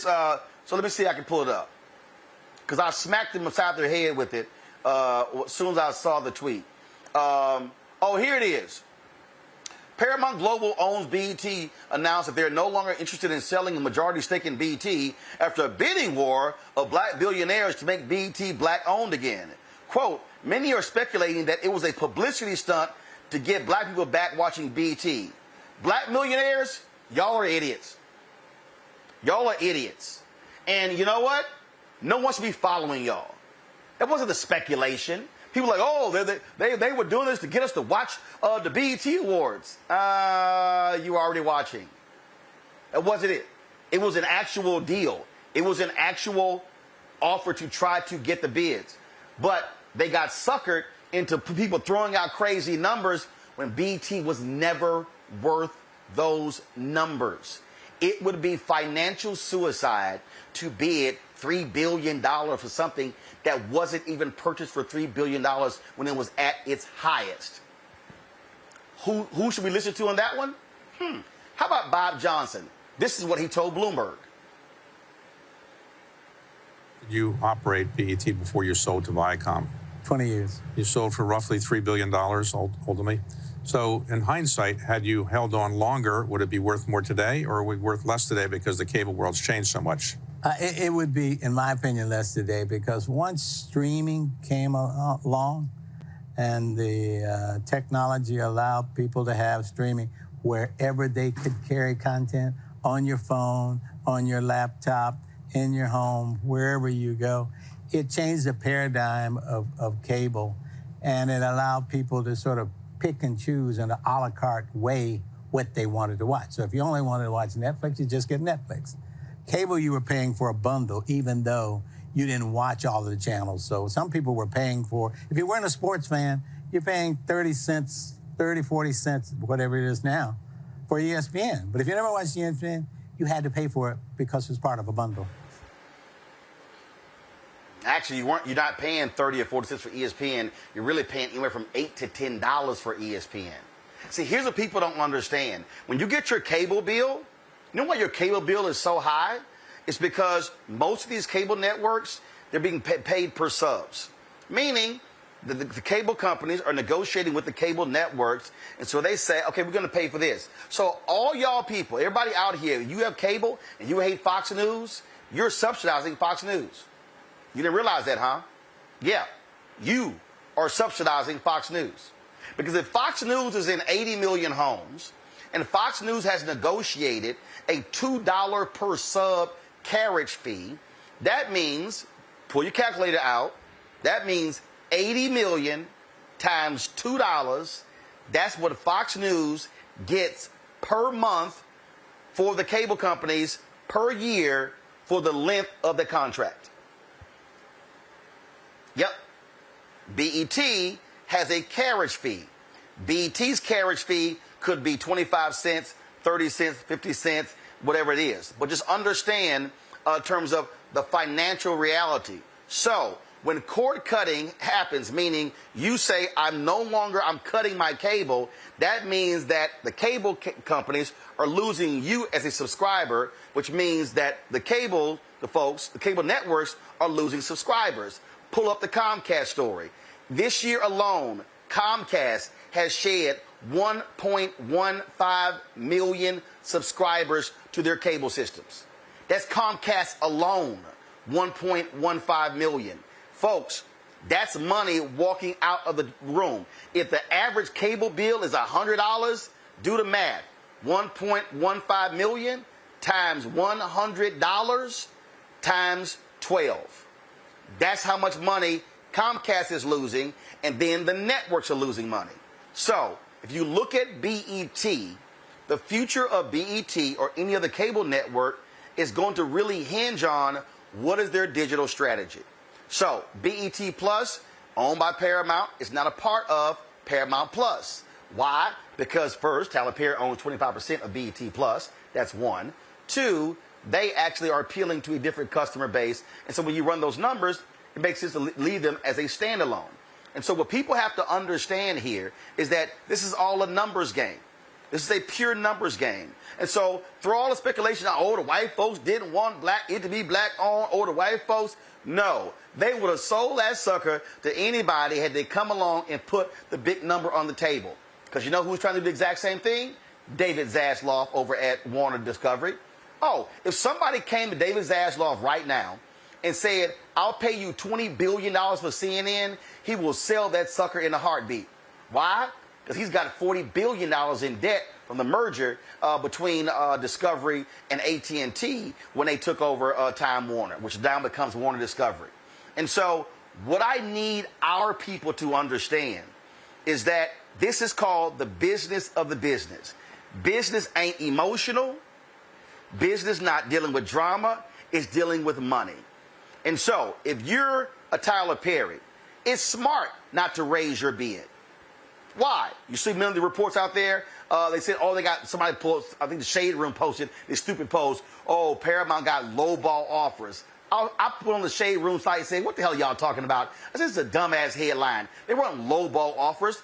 Anybody who bid under $1.5 billion for BET, they were smart because it ain't worth it. It ain't worth what they were asking. And so what we have to understand is that what we're seeing in the media landscape are the major companies trying to sell for a maximum number because they know this sucker is this dying. Probably by the middle of next year, late next year, you're going to see your major cable networks literally be at about 50 million subscribers. ESPN was 100 million 8 years ago. There's 74 million today. They're going to be under 70 million. And Disney is already analyzing flipping ESPN to a streaming-only service. And so television as you know it right now is going bye-bye. All of y'all who keep saying, Roland, I can't wait till you get back on television, this is TV. This is TV. This is TV. The game has totally changed. And so for African Americans, from a consumer standpoint, we now have to make a choice. And that is, if we're no longer going to be spending $150 per month for a cable package, where are we now going to spend our money? So we can't keep demanding, oh, we want to see more news and more this and more that. I saw a bunch of people complaining about the commercial load on my Instagram page at BET. Man, they got too many commercials. Y'all, guess what? BET makes less in ad revenue today than they did 5 years ago. Speaking of ad revenue, if you pull that New York Times story up when BET was sold, in that story from 2001, it said that black-owned media was getting 1% of the advertising dollars. I need y'all to hear what I just said. In the 2001 story in the New York Times about BET being sold to Viacom, that story said black-owned media was receiving, get this, was receiving 1% of all advertising dollars. This is 2023. It is 2 years later. We're at, right now, between 1% and 2%. So if you want to understand also why BET is less valuable, it's because BET has getting the short shrift because it had black consumers. I want y'all to go look at Brett Pulley's book, The $1 Billion Bet, the unauthorized biography of Bob Johnson and BET. In that particular book, he writes that when Mel Karmazin, who was the CEO of Viacom, and Sumner Redstone, who owned Viacom, when they looked at BET, they said that BET was getting $1,500 for a 30-second ad, the same ad MTV was getting for $8,000. Let me repeat what I just said. BET was getting $1,500 for a 30-second ad that MTV was getting $8,000 for an ad. Let me go to magazines.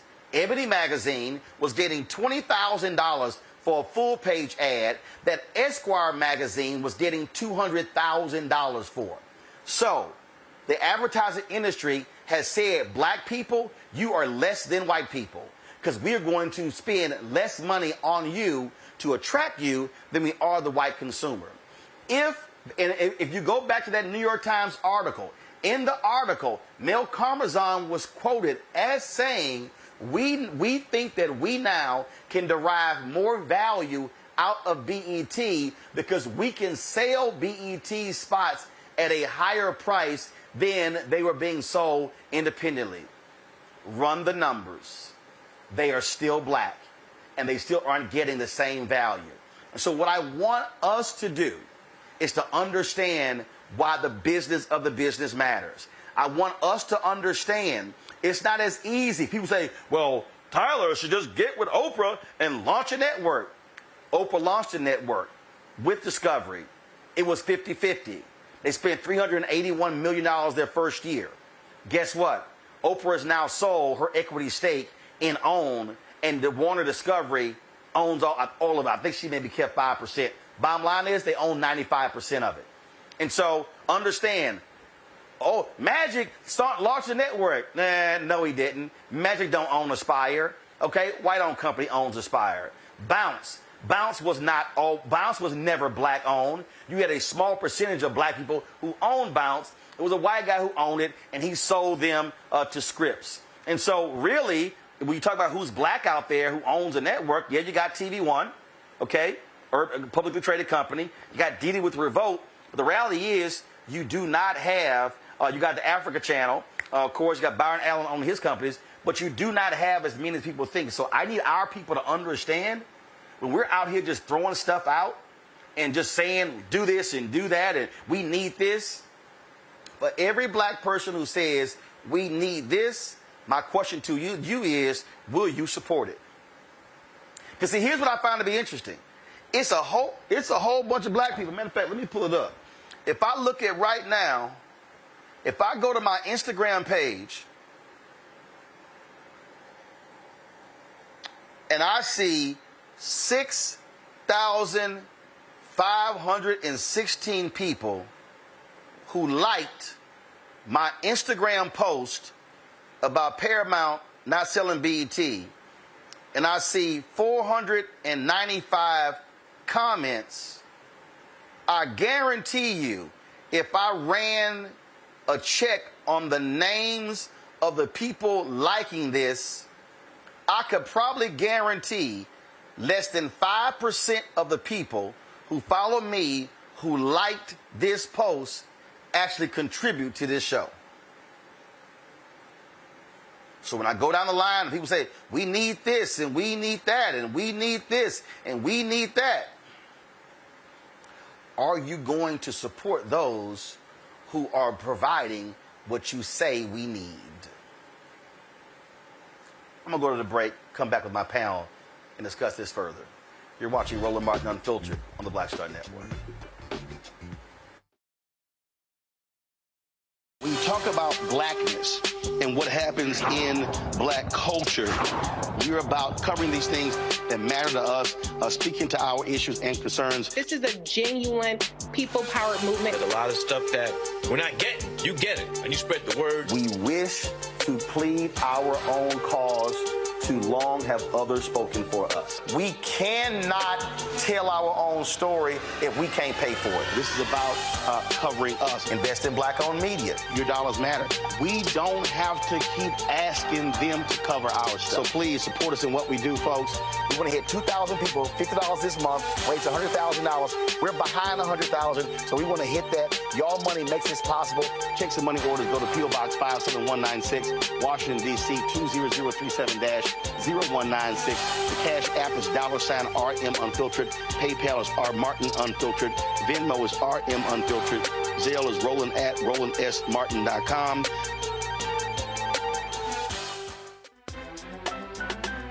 I'm Faraji Muhammad, live from LA.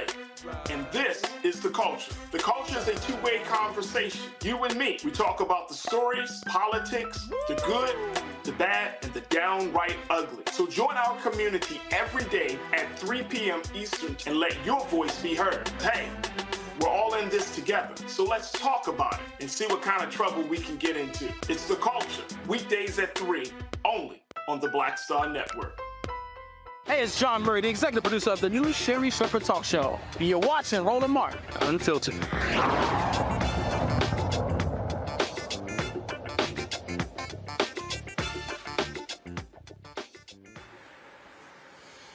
All right, welcome back to Roland Martin Unfiltered here on the Black Star Network. Greg Carr, I want to start with you.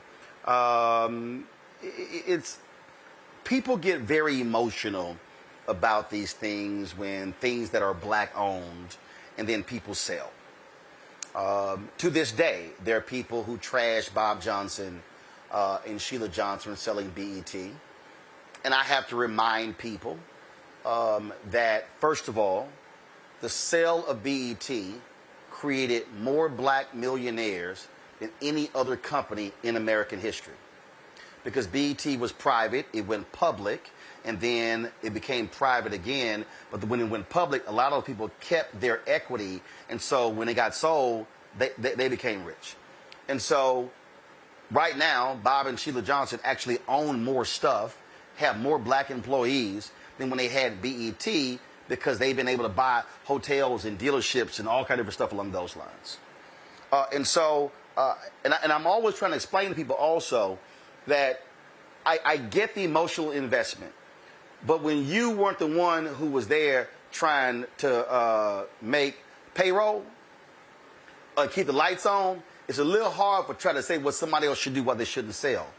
But I think what I want, why I'm walking this through, and I remember when I broke down the whole deal with Black News Channel, I needed our people to understand that it's not so simple just to say, well, do this and do that and partner with so-and-so without understanding really where this business is going and the mechanics of this business.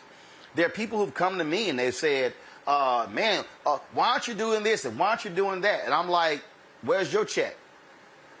Because it's real easy to say what should be done unless you're the one who has to finance it. Because I know for a fact that in the first year of this show, it was negative $391,000. I used my speaking fees to keep this show going. I know what I personally gave. I know exactly what that number was because that was my money. And so when we talk about even this, if you are a Tyler Perry, and the New York Post had a story in June saying he wasn't going to increase his bid, it was a great story, and it was a smart deal because His whole deal is, I'm not going to pay for your mistake. It's smart business. I need more of us to understand the business of the business and not the emotion of the business. Yeah, Roland, of course, I don't think there's anybody, and certainly if anyone could say that they understand the ins and outs of media business as well as you do, that's the best they could aspire to. Nobody's going to understand it better. Black, white, or polka dot. And you consistently walk us through these things, and it helps us understand this. I will confess that I have no investment in black millionaires at all. I think I agree with Kwame Nkrumah here on Marcus Garvey's birthday, interestingly enough. And Nkrumah, influenced by Garvey, but he said, the presence of millionaires in a society is no evidence of progress. In fact, it might be evidence of structural inequality. So, but that having been said, listening to you and understanding, how you have moved through the world at great sacrifice and deep investment, my question to you really is about how we penetrate the hearts and minds of our people so that we can have a little bit easier time to organize. We know that the civil rights movement, the long black freedom struggle, was undergirded by the black press, by black radio, by trained black journalists, and the platforms, for lack of a better term, in that period, the Pittsburgh Courier, the black radios, the Chicago Defender. Black people looked to them for news and for information, for guidance, for opinion. And here we are in a media platform where I was just reading, it's interesting, Bob Johnson mentioned sports, just reading about the disintegration of the Pac-12 and how this is all a bidding war over content because people will watch sports, and they have turned a little bit from professional sports. The NBA has a contract coming up, and they're looking at these college leagues for content they can mine for profit. But we saw what happened with you at TV One, not an investment in news at TV One. We remember the days of Bev Smith and Ed Gordon at BET and the turn away from that. To now we got Tyler Perry with the same show with different names, whether it be the Oval or whatever, Brothers and Sisters, all them scripted.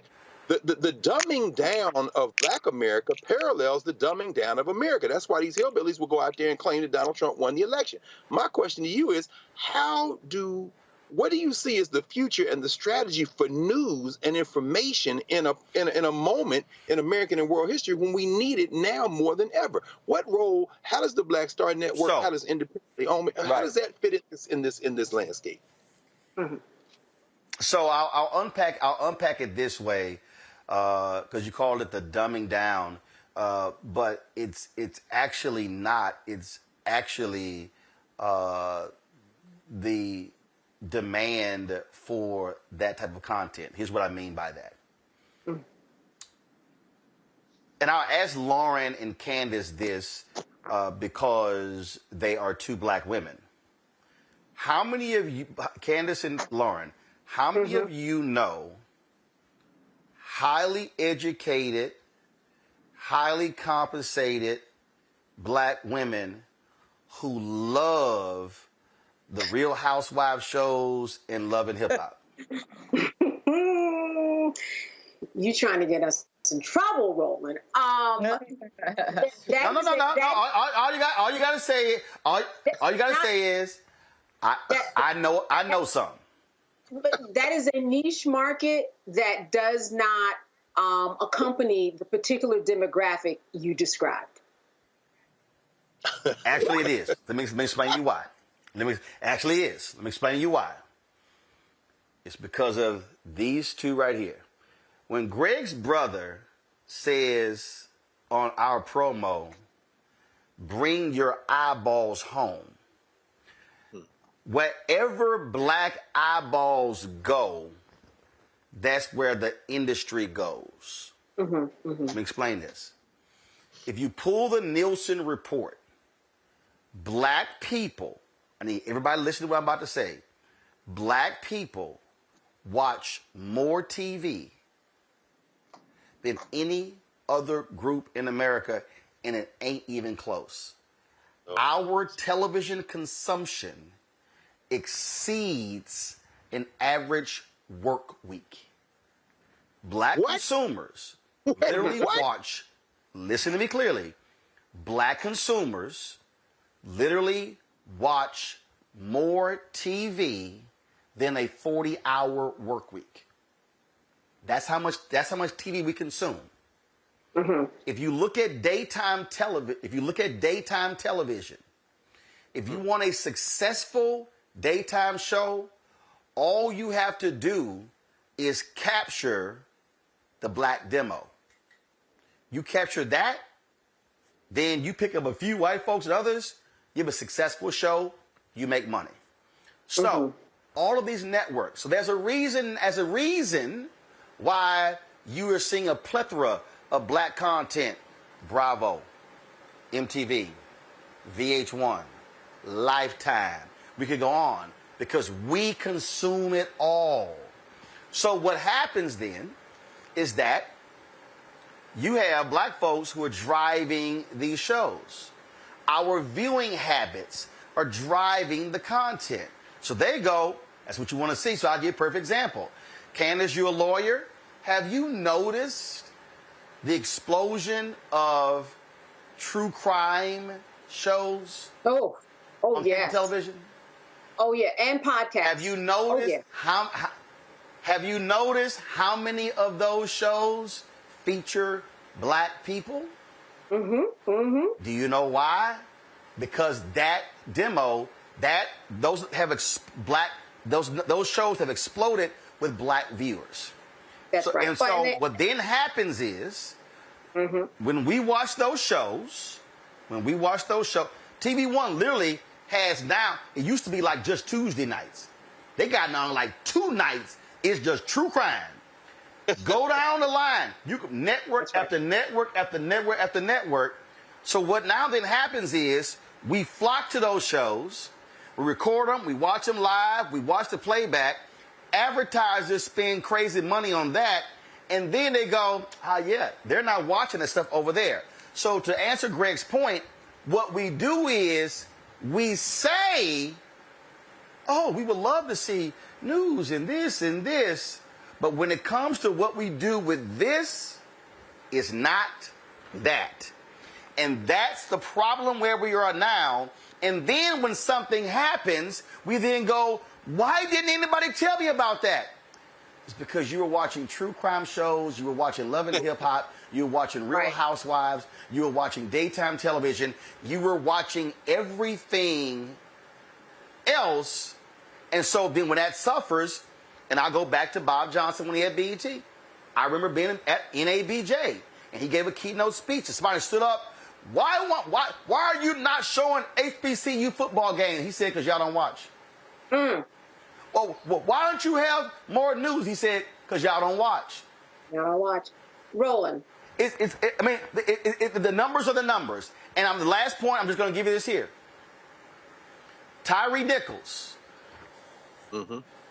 When the body camp, there were 4,000 people who were watching us, which was actually higher than what we normally get live. 15 minutes after the body cam video watch, we hit 29,000 live viewers. The other day, what was the big story that happened a week ago? What was it, Kara? I forgot. Something happened, and everybody came to see what I had to say. I don't know what the hell just happened. I can't remember what it was. We almost had 10. Oh, I'm sorry. No. It was Montgomery. Okay. The Monday after the brawl,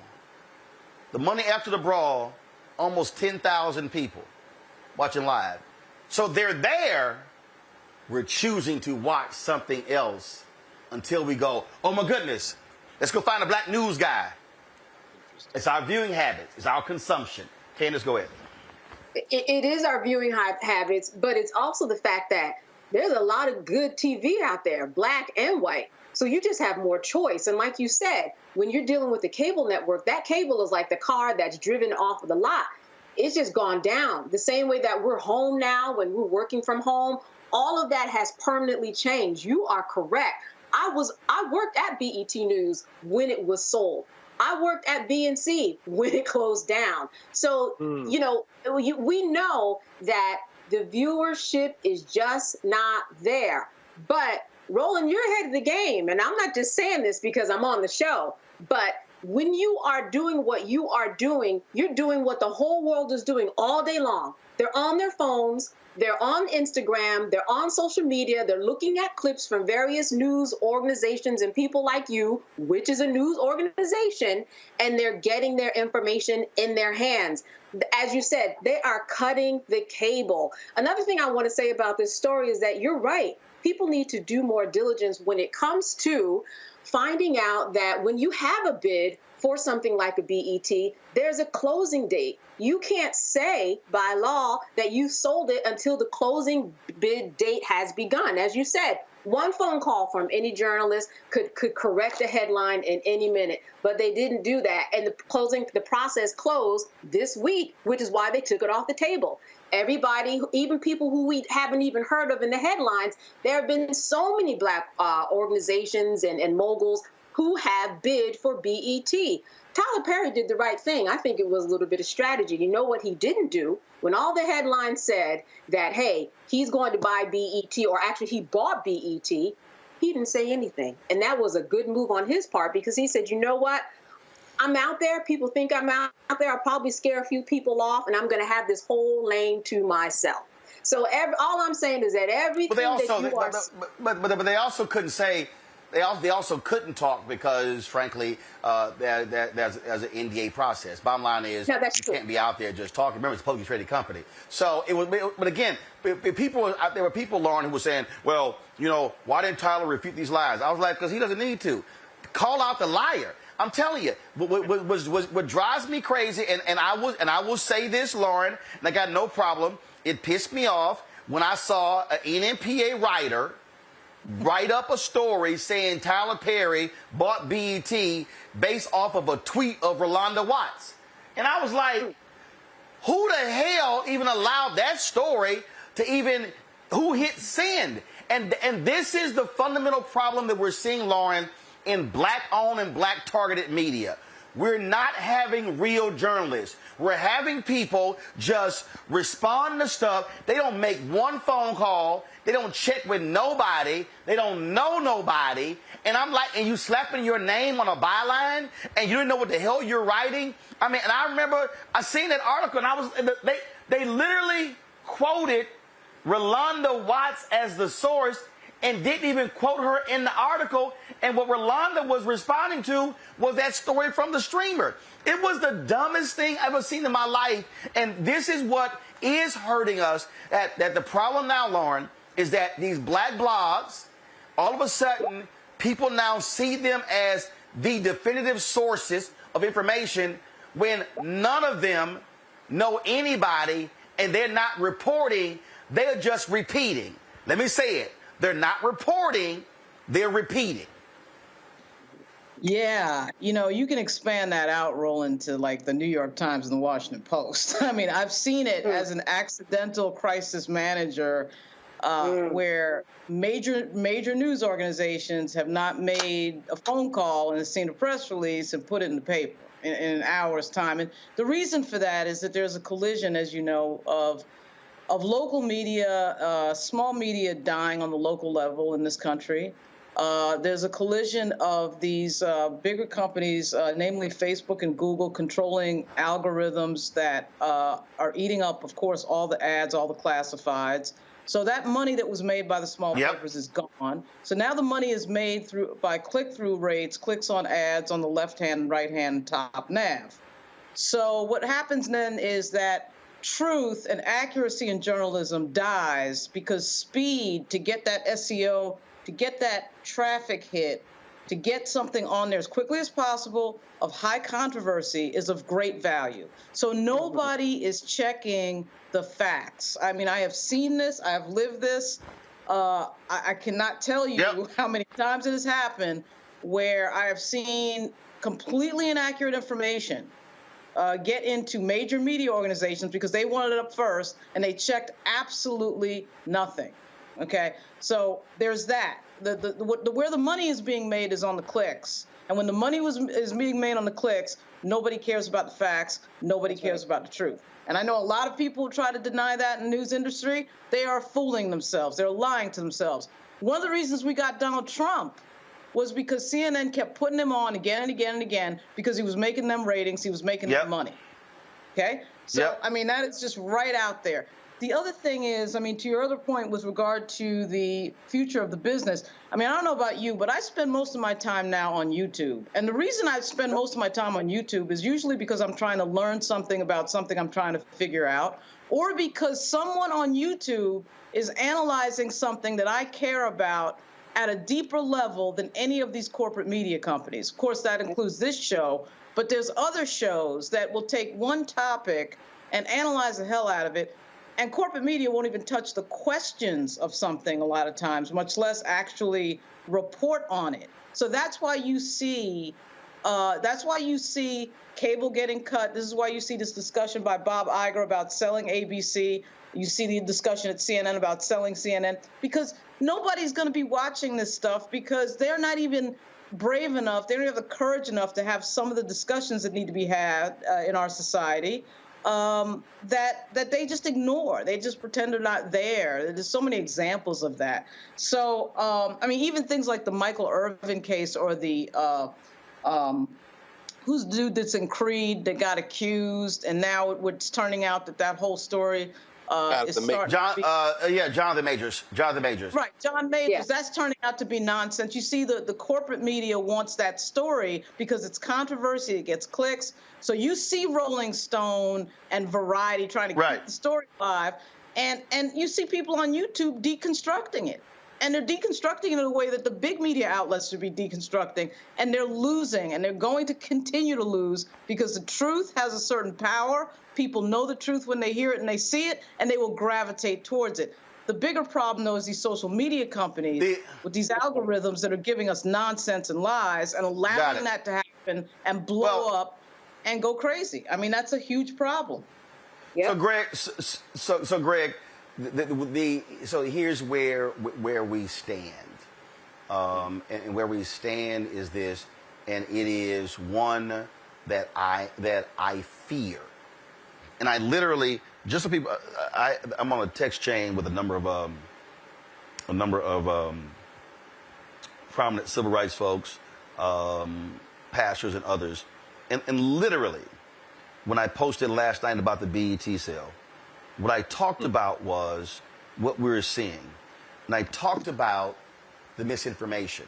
I talked about how the billionaire right-wingers stopped arguing about the New York Times and the LA Times and CNN and CBS, and they said, we're going to fund our own ecosystem. So this thing is not just Fox News and not just conservative talk radio. It literally is Breitbart, the Daily Caller, the Daily Signal, the Daily Wire. It's the plethora. It's PragerU. And what they've done is, and so they figure it out. They say, wait a minute. If we focus on the news and information, and that's what they're driving. And so what's happening is, on the progressive black minority side, you see a fixation with entertainment. Mm-hmm. On the right, you see a fixation with news. Mm-hmm. And so so I need everybody to understand. I've had more brothers come to me, man, I got a great idea for a sports show. We're not doing one. Man, what are you talking about? I said, it's a plethora of sports already out there. Oh man, I got a great entertainment show. We're not doing an entertainment show on Black Star Network.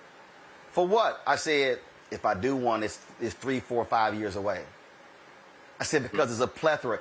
That's a deep pool over there. I said, I'm swimming in shallow water. I'm fixated on a niche, and we're saying this is how we're going to reach them. Because again, I go back to the Paramount deal. Everybody else forgets. Somebody offered Paramount $3 billion for Showtime. They turned them down. Mm. You think somebody's going? You'd be crazy to offer $3 billion for BET, because again, if you're Tyler Perry, if you're Diddy, if you're Byard Allen, if you're TV, if you're anybody, if I'm going to be at that, and again, this is what we're now seeing. I need people to understand where we're going. It's actually smarter to say, I'm going to take 10, 25, 50, 100 million and literally create a digital property right. that I can build that's more economically viable than me spending and me going into debt and now having to service that debt, and I'm always going to be underwater. That's really what you're dealing with. And so what I want our people to understand is that moving forward, and I'm telling y'all, and I'm going to throw this out here before I let Greg close this out. I need y'all to understand how deep this thing goes. Every black family, and y'all thinking your son's going to be a first rounder, y'all money's about to change. You know why? Your money's about to change because the cable networks, they're losing subs. Where's the money for the rights fees are going to come from? Y'all better. Greg, you mentioned the Pac-12 deal. That was largest subscription deal. The free money that used to be thrown around, the game has changed. Folk had better understand this thing is way deeper than they think it is.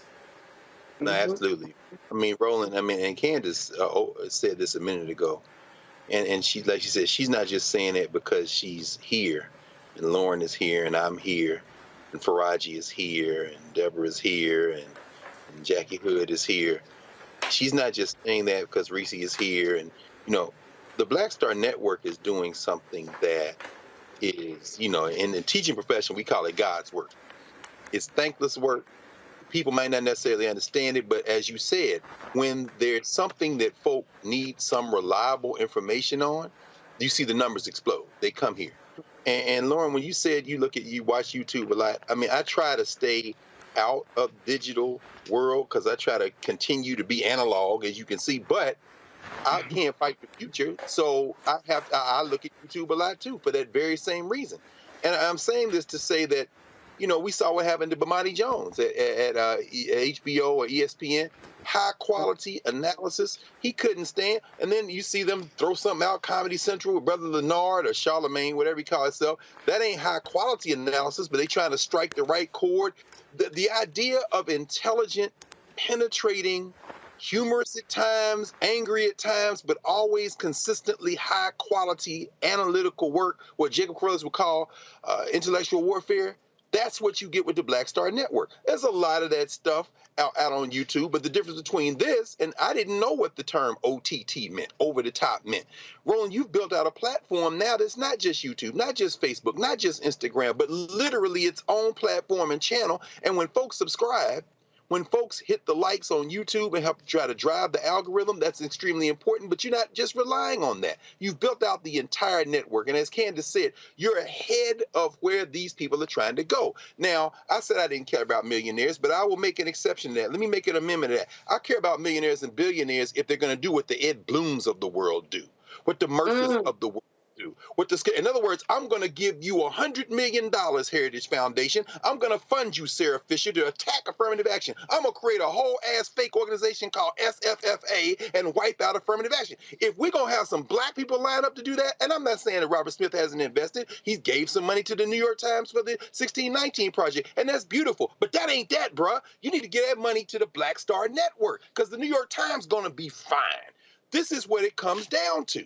When you approached me and said, bro, would you consider perhaps doing a show? Would you write a treatment? The thing that came to mind was, I said, what I don't see is, and I'm only saying this by comparison because people know the name Charlie Rose. We don't have a black Charlie Rose, so let's do the Black Table where I'll put that content up against anybody doing anything, anywhere. And I'm not saying that because it's me. I'm saying that because people come into the Black Star Network and they expect to be engaged, they expect to be elevated, and when authors and lawyers and doctors and critical people of any racial background come through the Black Star Network, they come away with, this is the level of quality that I am glad that I got to participate in because this is the type of education that's going to help our people. You've got to support it. Why? Because our billionaires ain't writing checks like this.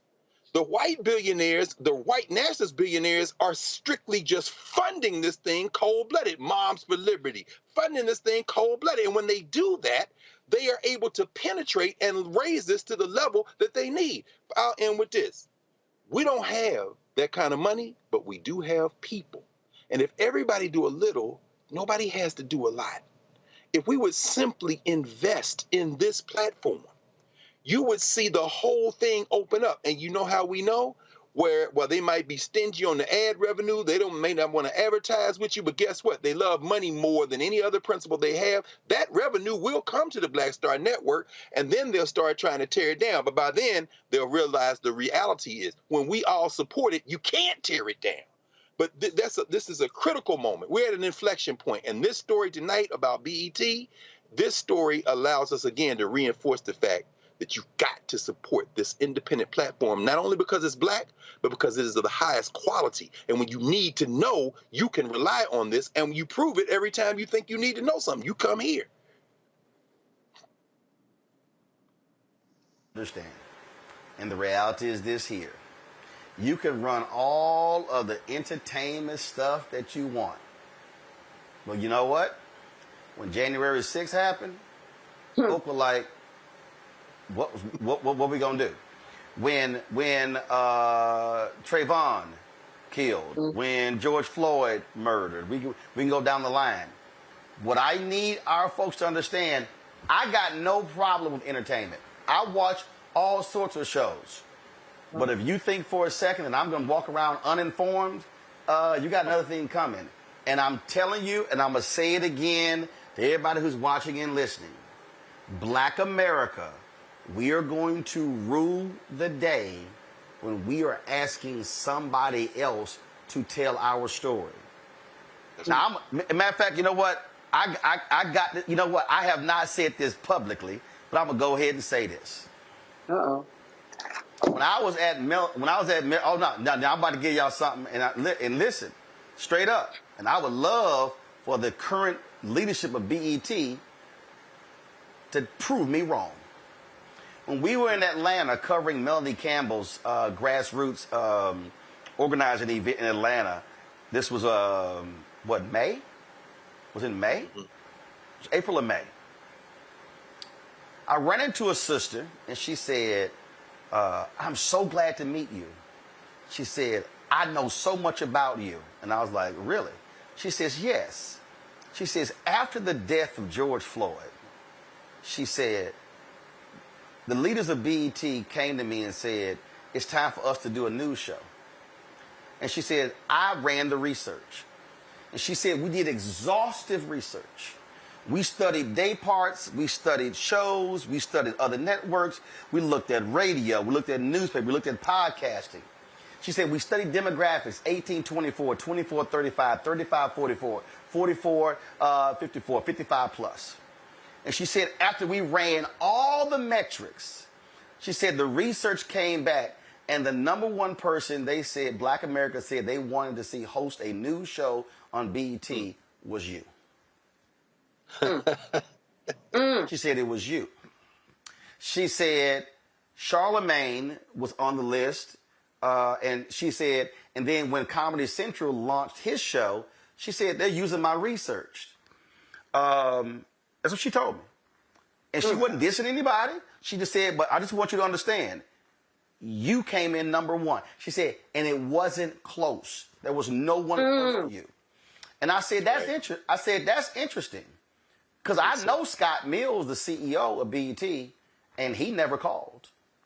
I know Connie Orlando, who's the exec there.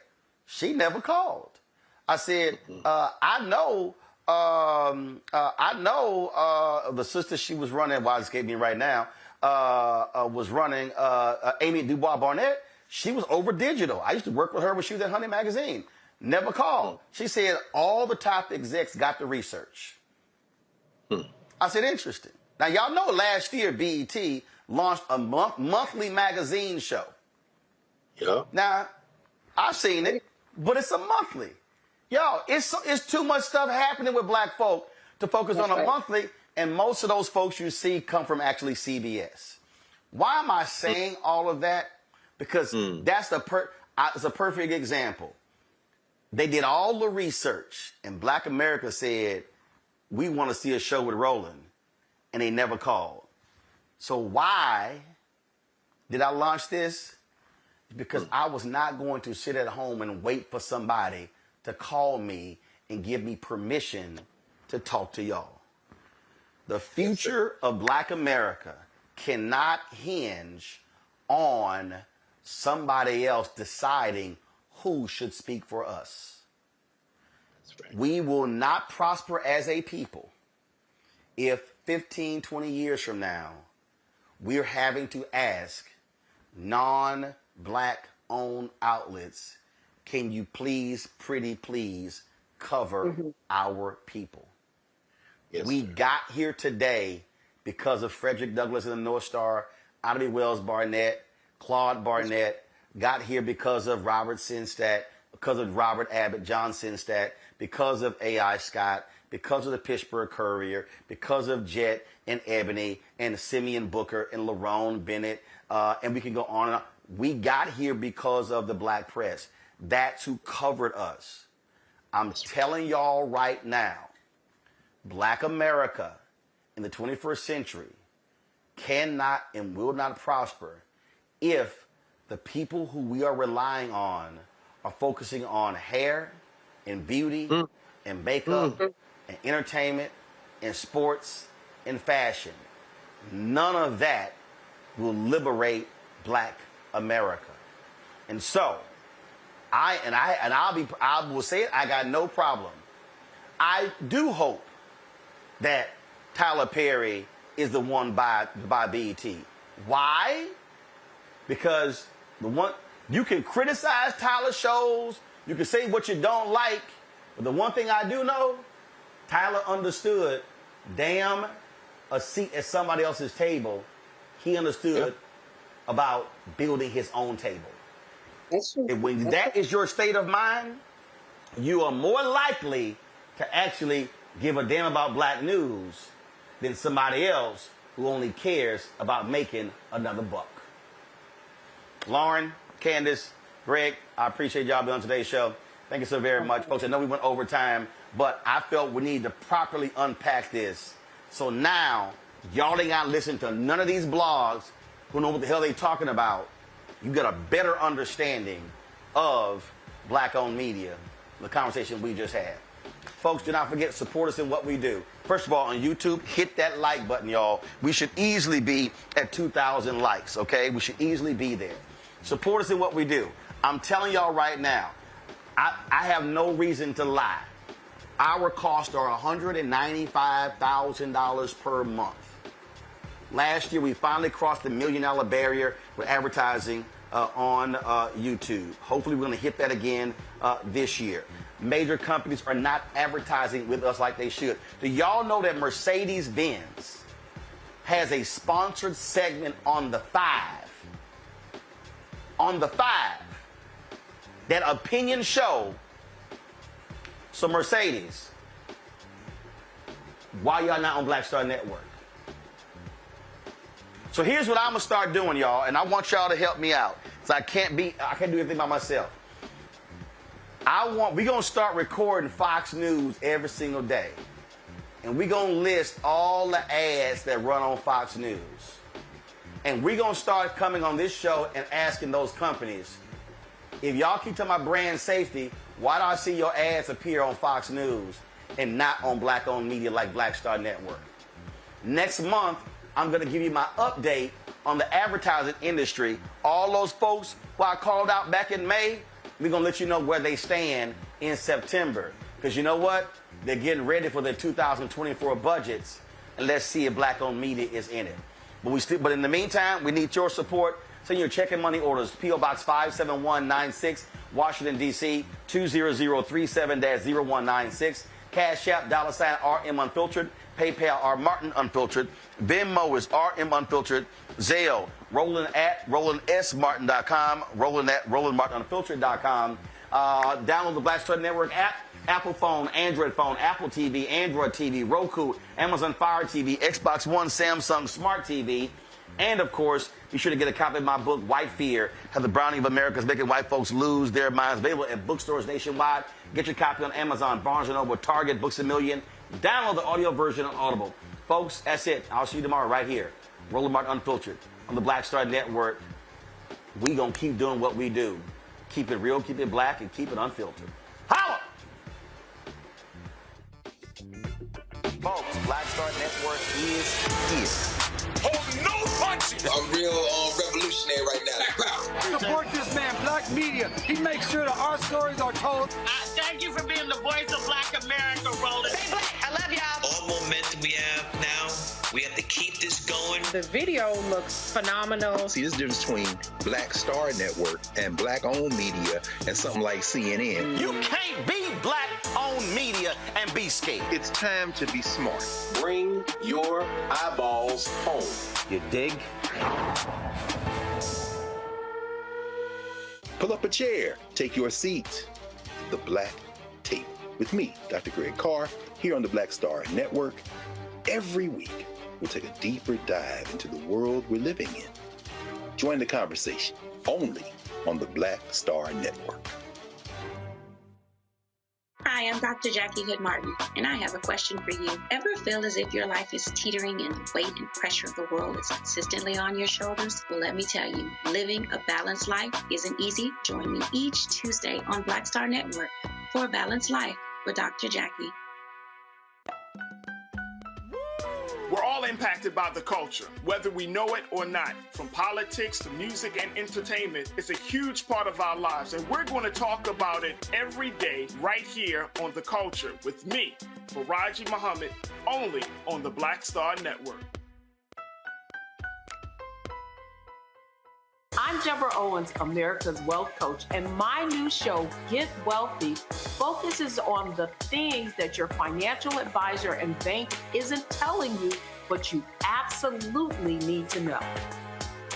So watch Get Wealthy on the Black Star Network.